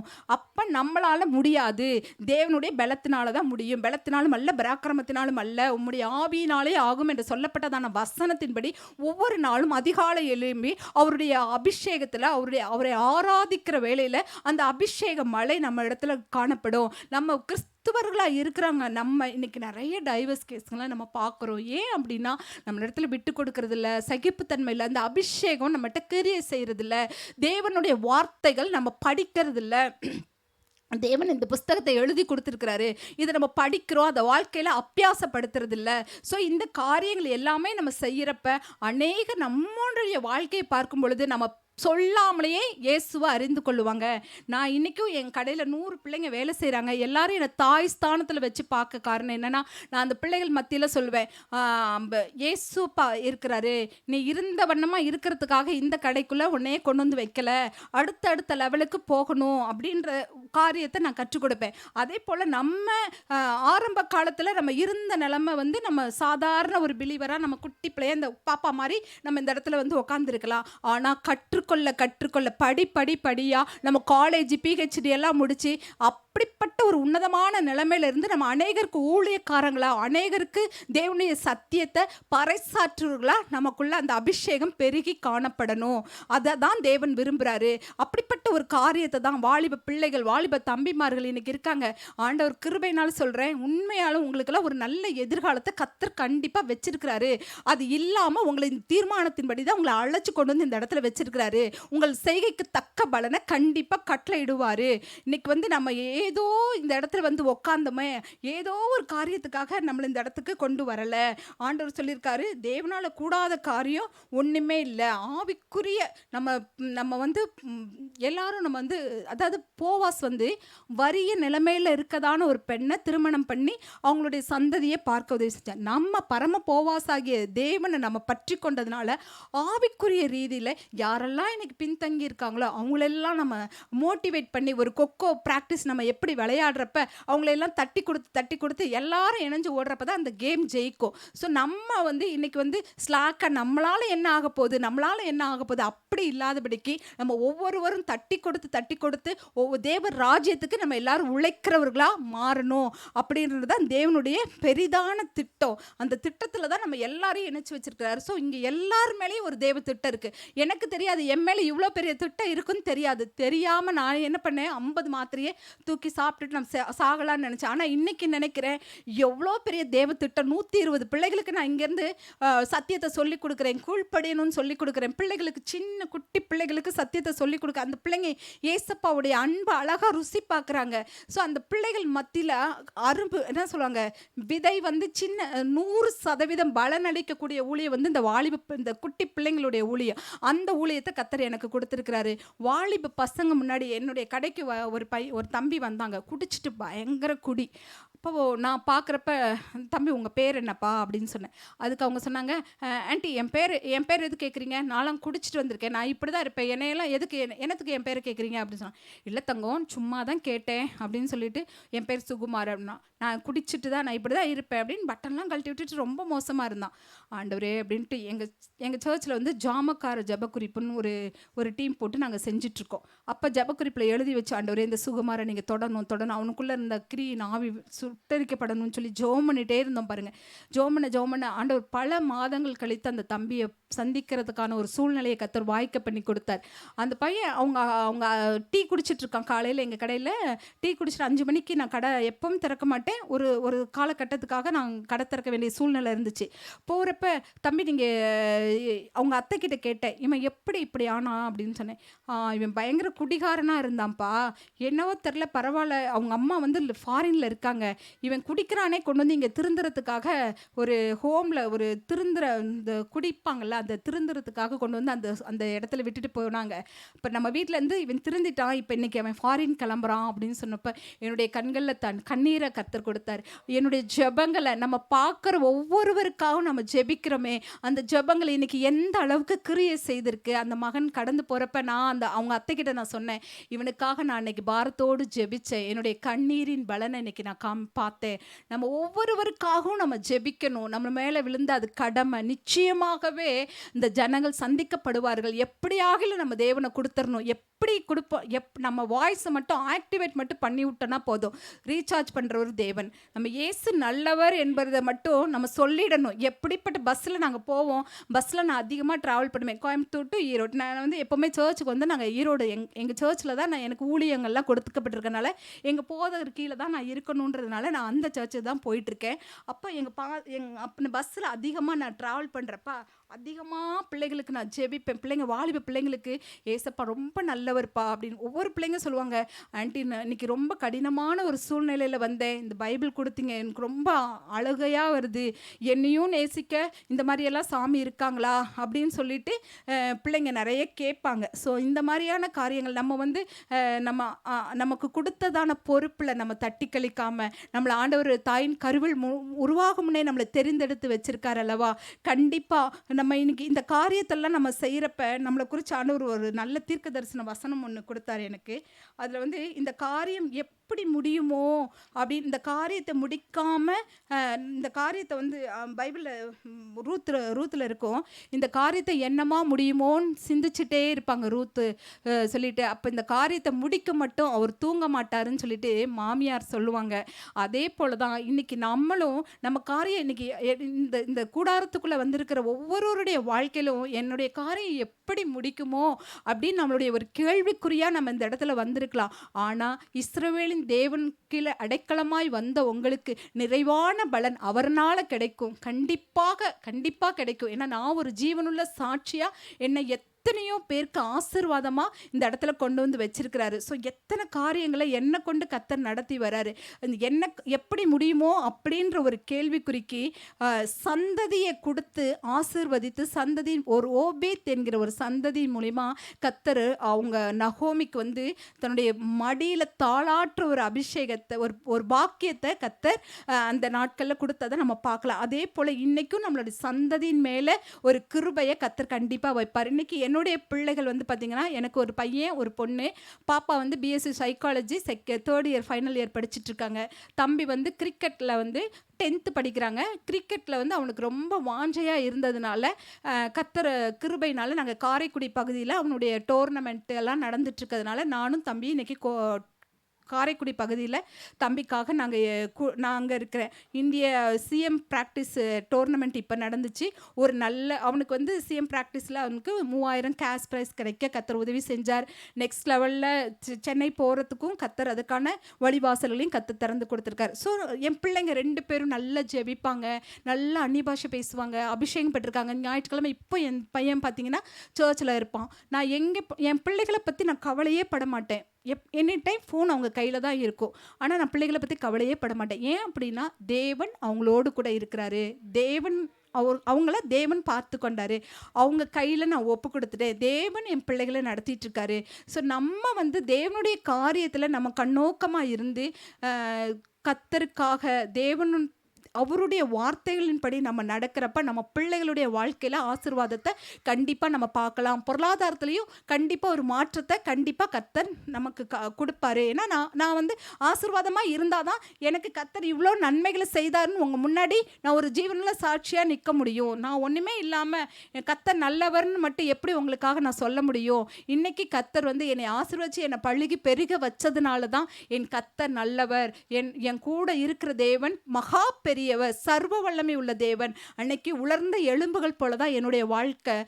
உலர்ந்த எலும்புகளில் கர்த்தர் இன்னைக்கு உயிர் பெறக்கூடிய ஒரு வல்லமையை கொடுத்து மகா பெரிய சேனையாய் நிற்க ஆண்டவர் உதவி செஞ்சிருக்காரு. ஆதியாகமம்ல 1:15 சொல்லுவாங்க, உலர்ந்த எலும்புகள் மீது அந்த ஆவியை ஊதும் பொழுது தன் சரீரத்தோடு இணைந்து மகா பெரிய சேனையாய் எழும்பி நின்றார்கள். அதே போல இன்னைக்கு நம்ம எல்லாரும் உலர்ந்து போன நிலைமையில தான் இந்த இடத்துல வந்து உட்காந்துருப்போம். அந்த உயிர் பெறக்கூடிய அந்த ஆவியின் அபிஷேகம் நம்ம மேலே பெற மகா பெரிய சேனையாய் எழும்பி அவருக்காக நம்ம பயனளிக்கக்கூடிய, அவருக்காக பிரகாசிக்கக்கூடிய சுடர் ஒளி பட்டயங்களாய் கர்த்தர் நம்மளையும் நம்ம குடும்பத்தையும் வைப்பார். நம்ம பிள்ளைகளை கண்டிப்பாக கைவிட மாட்டார். நம்ம பிள்ளைகள் தேவனுக்காக நீங்கள் எதையாவது செய்ய முற்படும் பொழுது, தேவனுடைய ஊழியத்தில் நீங்கள் பங்கெடுக்கும் பொழுது, தேவனுக்காக ஆத்தும ஆதாயங்கள் செய்யும் பொழுது, கண்டிப்பாக நம்மளுடைய குடும்பத்தில் நம்ம பிள்ளைகளுடைய வாழ்க்கையில் ஆசீர்வாதத்தை நீங்கள் கண்டிப்பாக பார்ப்பீங்க. நான் ஊழியத்தில் இன்னைக்கு பார்த்தீங்கன்னா ஒரு லாஸ்ட் இயர் வந்து ஒரு ஜனவரி கிறிஸ்மஸ் நியூ இயர் எனக்கு வேலை நடந்துட்டுருக்கு கடையில். நான் பசங்க தூங்குறாங்கன்ட்டு நான் கூடவே உட்காந்து வேலை செய்வேன். ஏன்னா நம்மளும் தூங்கிட்டா பிள்ளைங்க வந்து அக்கா நம்ம பாட்டுக்கு வேலை செய்கிறோமே அப்படின்ற அந்த ஒரு கரிசனையோட அந்த பிள்ளைகளோட கூட நான் வசனங்களை ஏசப்பாட அந்த வார்த்தைகளை கொடுத்துட்டு நானும் கூடவே உட்காந்து அவங்க கூட வேலை செய்வேன். அப்போ 2 மணிக்கு எனக்கு ஒரு ஃபோன் வந்துச்சு. என்னோட ஃப்ரெண்டு, எனக்கு தெரிஞ்ச ஒரு சகோதரி, இந்து மார்க்கத்தில் இருந்த சகோதரி, எங்கள் வீட்டுக்காருக்கு மூளையிலேருந்து பிளட் கசிவு ஆரம்பிச்சிருச்சு, 2 பக்கமும் கசிய ஆரம்பிச்சிச்சுக்கா, என்ன பண்ணுறதுன்னு தெரியல, நாங்கள் திடீர்னு இந்த நேரத்தில் கொண்டு வந்து சுதா ஹாஸ்பிட்டலில் அட்மிஷன் போட்டிருக்கோம் அப்படின்னு சொல்லிட்டு, ஃபோனை வைங்க நான் அங்கே வரேன் அப்படின்னு சொல்லிட்டு ஃபோனை வச்சுட்டு நெக்ஸ்ட் நிமிஷம் வண்டி எடுத்துகிட்டு நான் பாட்டுக்கு நைட் 2 மணி கிளம்பி நான் பாட்டுக்கு போனேன். போய் அவங்கள்ட்ட அற்புதம் செய்யுங்கப்பா எங்கள் வாழ்க்கையில், உம்மை தான் நம்பி இருக்கோம் ஏசப்பா, நீங்கள் தான் ஏதாவது செய்யணும் என்று எதிர்பார்த்து காத்திருக்கின்றோம், நீங்கள் சொன்ன வார்த்தையை பிடித்து கொண்டு நிச்சயமாய் செய்வீர் என்ற நம்பிக்கையில் உங்கள் முகத்தை பார்த்து இருக்கிறோம். இந்த பாட்டை ஒரு 100 முறை பாடியிருப்போம். நானும் அந்த சகோதரியும் கையை பிடிச்சி பாடிட்டே உட்காந்துருக்கோம். அபிஷேகம் இறங்க உள்ளுக்குள்ளே ஆப்ரேஷன். டாக்டர் வந்து கையெழுத்து வாங்குறாங்க. கணவர் இறந்துருவார், இறந்துட்டா எங்களை கேட்கக்கூடாது, ஏன்னா பிளட் கசிவு 2 பக்கமும் இருக்குது, மூளையில் பகுதியில் 2 பக்கமும் இருக்குது. ஆல்ரெடி அவர் ஹார்ட் ஆப்ரேஷன் பண்ணவர், இதனால் எங்களால் காப்பாற்ற முடியாது, ஆனாலும் எங்களால் முடிஞ்ச மட்டும் நாங்கள் ட்ரை பண்ணி பார்க்குறோம். நான் சொன்னேன், அக்கா கையெழுத்து போடவா, எனக்கு பயமாக இருக்குது அப்படின்னு. நீங்கள் தைரியமாக போடுங்க, நான் உங்கள் கூட இருக்கிறேன், கர்த்தர் நம்ம பட்சத்தில் இருக்கிறார். இந்த பாடலை பாட நாங்கள் விடிய ஒரு 5 மணி வரைக்கும் இந்த பாடலை பாடிக்கிட்டே இருந்தோம். கர்த்தர் பெரிதான கிருபையினால் இன்றைக்கும் அந்த ஆப்ரேஷன் நல்லபடியாக சக்ஸஸ்ஃபுல்லாக முடிய கர்த்தர் உதவி செஞ்சார். இன்றைக்கி அண்ணன் எந்திரிச்சு வேலைக்கு போயிட்டாங்க. ஆண்டவருடைய பெரிதான கிருபை. அவங்க குடும்பமாக ரட்சிக்கப்பட்டு 3 பிள்ளைங்க, 2 பேரும் அக்கா, 3 பேரும் ஞானஸ்தானம் எடுக்க கர்த்தர் உதவி செஞ்சார். அண்ணன் ரொம்ப முரட்டாட்டமாக இருப்பார், என்னை மட்டும் வீட்டுக்குள்ளே அலோவ் பண்ணுவாங்க. அப்படி இருக்கிற வேளையில் கர்த்தர் இன்னைக்கு அந்த குடும்பத்தில் ஒரு எழுப்புதலை என்ன மூலயமா கட்டளையிட்டிருக்காரு. ஸோ நம்ம எல்லாருமே, என்னை கொண்டு இல்லை, உங்களை கொண்டு ஆண்டவர் இந்த காரியங்களை எல்லாரையுமே செய்ய முடியும். ஒன்றுமே இல்லை, நம்ம தேவனுடைய அந்த பாட்டை, ஒரே ஒரு பாட்டை தான் பாடிட்டே உட்காந்துருந்தோம். எங்களுக்கு தெரியாதுப்பா, நாங்கள் உங்களை நம்பி வந்துட்டோம், உங்களை நம்பி புறஜாதியிலேருந்து நாங்கள் வெளியில் வந்திருக்கோம், நாங்கள் வெட்கப்பட்டு போயிடக்கூடாதுப்பா. இன்றைக்கி யாரெல்லாம் புறஜாதியிலேருந்து இந்த இடத்துல வந்து நிற்கிறீங்களோ, யாரெல்லாம் தேவனுடைய அன்பை ருசி பார்க்குறீங்களோ, இன்றைக்கி அவங்க எல்லாருக்கும் ஒரு நல்ல ஆசீர்வாதமான வசனம் என்னன்னா, தேவன் வந்து ஒரே ஒரு வசனம் 2 கொரிந்தியர் 2:14 எடுத்து வாசிப்போமே. 2 கொரிந்தியர் 2:14. கிறிஸ்துவுக்குள் எப்பொழுதும் எங்களை வெற்றி சிறக்க பண்ணி எல்லா இடங்களிலேயும் எங்களை கொண்டு அவரை அறிகிற அறிவின் வாசனையை வெளிப்படுத்துகிற தேவனுக்கு ஸ்தோத்திரம். ஆமென். எல்லா இடங்களிலும் கர்த்தர் நமக்கு அவருடைய அறிவை அறிகிற அந்த வாசனையை நமக்கு வெளிப்படுத்தி கொடுப்பாரு. ஸோ அவருடைய வாசனையை நம்ம வீசுகிறவர்களாய் நம்ம ஒவ்வொருவரும் கண்டிப்பாக இருக்க கர்த்தர் நமக்கு உதவி செய்வார். என்னுடைய சாட்சிகள், என்னுடைய இன்னும் அநேக சாட்சிகள் உண்டு. எனக்கு குறைவான நேரம் இருந்ததுனால நான் உங்கள்கிட்ட இந்த பதிவுகளை பதிவிட்டிருக்கேன். இதன் மூலிமா கர்த்தர் உங்களோடு கூட இடைப்பட்டிருப்பாருன்றதை நிச்சயமாக நான் நம்புகிறேன். ஒரு விசை கூட தலைகளை தாழ்த்தி நம்ம ஜெபிப்போம். கத்தாவே ஸ்தோத்திர ஆண்டவரே, உம்மை ஸ்தோத்திரிக்கிறோம்ப்பா தகப்பனே. இந்த காலை வேளையில் கத்தாவே செய்கைக்கு தக்க பலனை நீர் கட்டளையிடுவேன்னு வாக்கு பண்ணியிருக்கீங்கப்பா. இங்கே இருக்கிறதான ஒவ்வொருவருடைய வாழ்க்கையிலும் கத்தாவே அவங்கவுங்களுடைய செய்கைக்கு தக்க பலனை நீர் பரத்திலிருந்து கட்டளையிட வேண்டும் என்று நாங்கள் செபிக்கிறோம் ஆண்டவரே. அப்பா, எல்லாரும் என்னென்ன நோக்கத்துக்காக இந்த இடத்துல உம்மை நோக்கி பார்த்தாங்களோ ஆண்டவரே, ஒவ்வொருவருடைய வாழ்க்கையில் உம்முடைய அற்புத கரத்தை நீர் நீட்டுவீராக ஆண்டவரே. அந்த சந்ததி பிள்ளைகளுக்காக யாரெல்லாம் இன்னைக்கு உம்முடைய முகத்தை நோக்கி பார்த்திருக்காங்களோ அவங்க சந்ததியின் ஆசீர்வாதத்தை அவங்க பார்க்க கர்த்தர் நீர் உதவி செய்திடுவீராக. பொருளாதாரத்தில் இன்னைக்கு யாரெல்லாம் பின்தங்கி என்னுடைய பொருளாதாரம் என்னமா முடியுமோ, என்னுடைய கேள்விக்குறைக்கு என்னமா இந்த காரியம் முடியும் நிச்சயமும் அப்படி அநேகர் இந்த இடத்துல வந்திருந்தாலும் உம்முடைய ஒரே ஒரு வார்த்தை அதை நிச்சயமாக முடித்து தீர்க்கும் மட்டும் நான் உன்னை கைவிடுவதும் இல்லை, நான் உன்னை விட்டு விலகுவதும் இல்லை என்கிற ஆசீர்வாதமான வசனம் அவங்க மத்தியிலே கடந்து வர வேண்டும் என்று இயேசுவின் நாமத்தினால் நான் ஜெபிக்கிறேன். ஆண்டவரே, கொடுத்ததான வார்த்தைகள் அப்படியே அவங்க வாழ்க்கையில அப்படியே ஆமென்றும் ஆமேன் என்றும் பழிப்பதாக சொல்லி ஜெபிக்கிறேன். ஆண்டவரே, உம்முடைய கரத்துல தாழ்த்துகிற வெறுமையாக்குகிறேன் இயேசுவின் நாமத்தில் பிதாவே, ஆமென்.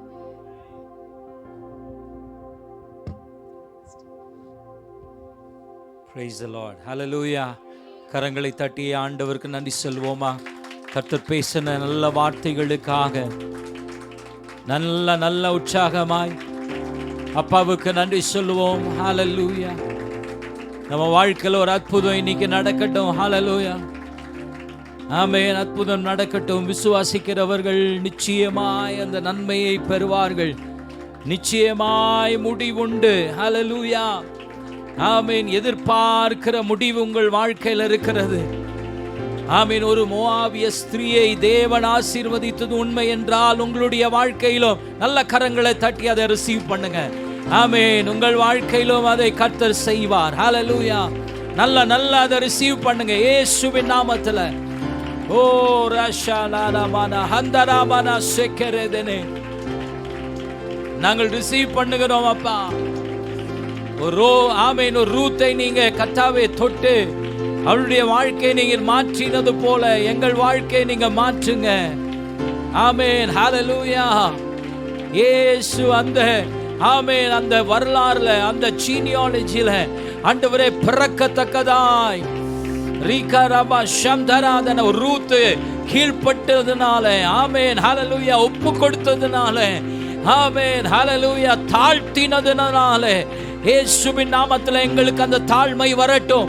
இயேசுவின் நாமத்தில் அந்த தாழ்மை வரட்டும். நல்ல உற்சாகமாய் ஆவியில நிரம்பி கர்த்தாவே நாங்கள் கேட்ட ஒவ்வொரு வார்த்தைகளும் எங்களுக்குள்ளாய் ஜீவனாய் மாறட்டும்.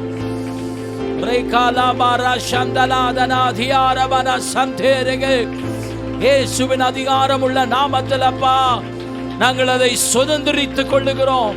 ஒன்றுமில்லாய்மையிலிருந்து கர்த்தாவே வெறுமையிலிருந்து ஆமென் நிறைவானது ஒன்று ஆண்டவரே எங்களுடைய வாழ்க்கையை தரப்போகிற தயவுக்காய் நன்றி. ஆமென். ஹல்லேலூயா. குப்பையிலிருந்து ஆமென் ஒன்றுமில்லாமையிலிருந்து ஆண்டவரே எங்களை தூக்கி எடுத்த உம்முடைய கிருபைக்காக நன்றி. நல்ல உற்சாகமாய் எங்களையும் அப்படியாக நீர் மாற்றுவீராக. எங்களுடைய தரிசனம் 1000 ஆமென் ஹல்லேலூயா அந்த 5000 பேர் ஆமென் ஹல்லேலூயா கண்ட அற்புதத்தை எங்கள் வாழ்க்கையில நாங்கள் பார்க்க வேண்டும். 1000 குடும்பமாய் ஆண்டவரே 100 ஊழியர்களாய் இந்த சபையை நீர் மாற்றப் போகிற தயவுக்காய் நன்றி. ரிகாபானா சந்தலாதனா தியாரகதனா நல்ல என்னையும் அப்படிப்பட்ட ஒரு அபிஷேகத்துல ஆமென் பொருளாதாரத்துல ஆண்டவரே ஹல்லேலூயா ஆமென் ஒன்றுமில்லாய்மையிலிருந்து ஆண்டவரே அந்த 100 பேரை ஆமென் போஷிக்க கூடிய ஆமென் ஹல்லேலூயா ஒரு மகளாக தேவன் இந்த மகளை மாற்றினது போல எங்களுடைய வாழ்க்கையில இப்போ இருக்கிற நிலைமையை பார்க்காமல் ஆண்டவரே எங்களுக்கு ஒரு உயர்வு இருக்கிறது என்று எங்களுக்காக வாசல்கள் திறக்கப்படும் என்று ஆண்டவரே அடைக்கப்பட்டிருக்கிற வாசல்கள் இயேசுவின் நாமத்தில் இந்த காலை வேளையில ஆண்டவரே எங்களுக்காக திறக்கப்படுவதாக.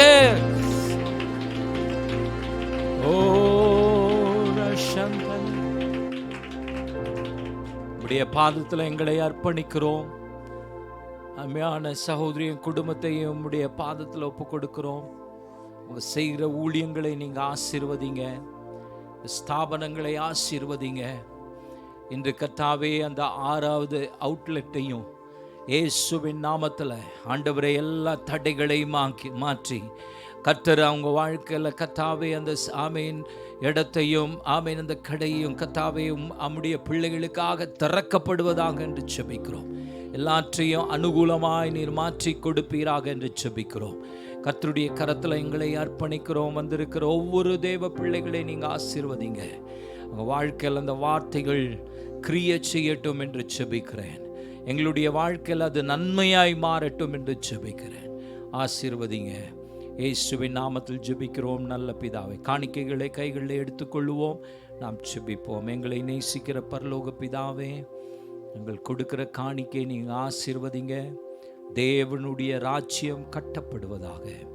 மகிமையினால் நிரப்பும் கொடுக்கிற ஒவ்வொரு உள்ளங்களை நீங்கள் ஆசீர்வதிங்க, திடப்படுத்துங்க. கர்த்தருக்காய் கொடுத்தது நிமித்தமாய் அந்த மகளை நீங்கள் ஆசீர்வதித்தது போல, அந்த குடும்பத்தை நீங்கள் ஆசீர்வதித்தது போல, அந்த குடும்பத்தில் இருக்கிறவர்களையும் நீங்கள் ஆசீர்வதித்தது போல, நாங்கள் விதைக்கிற நன்மை அது எங்கள் குடும்பத்திற்கும் எங்கள் சந்ததிகளுக்கும் ஆண்டவரே அது ஒரு ஆசீர்வாதமாக இருக்க நாங்கள் ஜெபிக்கிறோம், மனதால வாழ்த்துகிறோம். ஆசீர்வதிங்க. இயேசுவின் நாமத்தில் ஜெபிக்கிறோம் நல்ல பிதாவே, ஆமென். யாருக்காவது பிறந்த நாள், திருமண நாள்,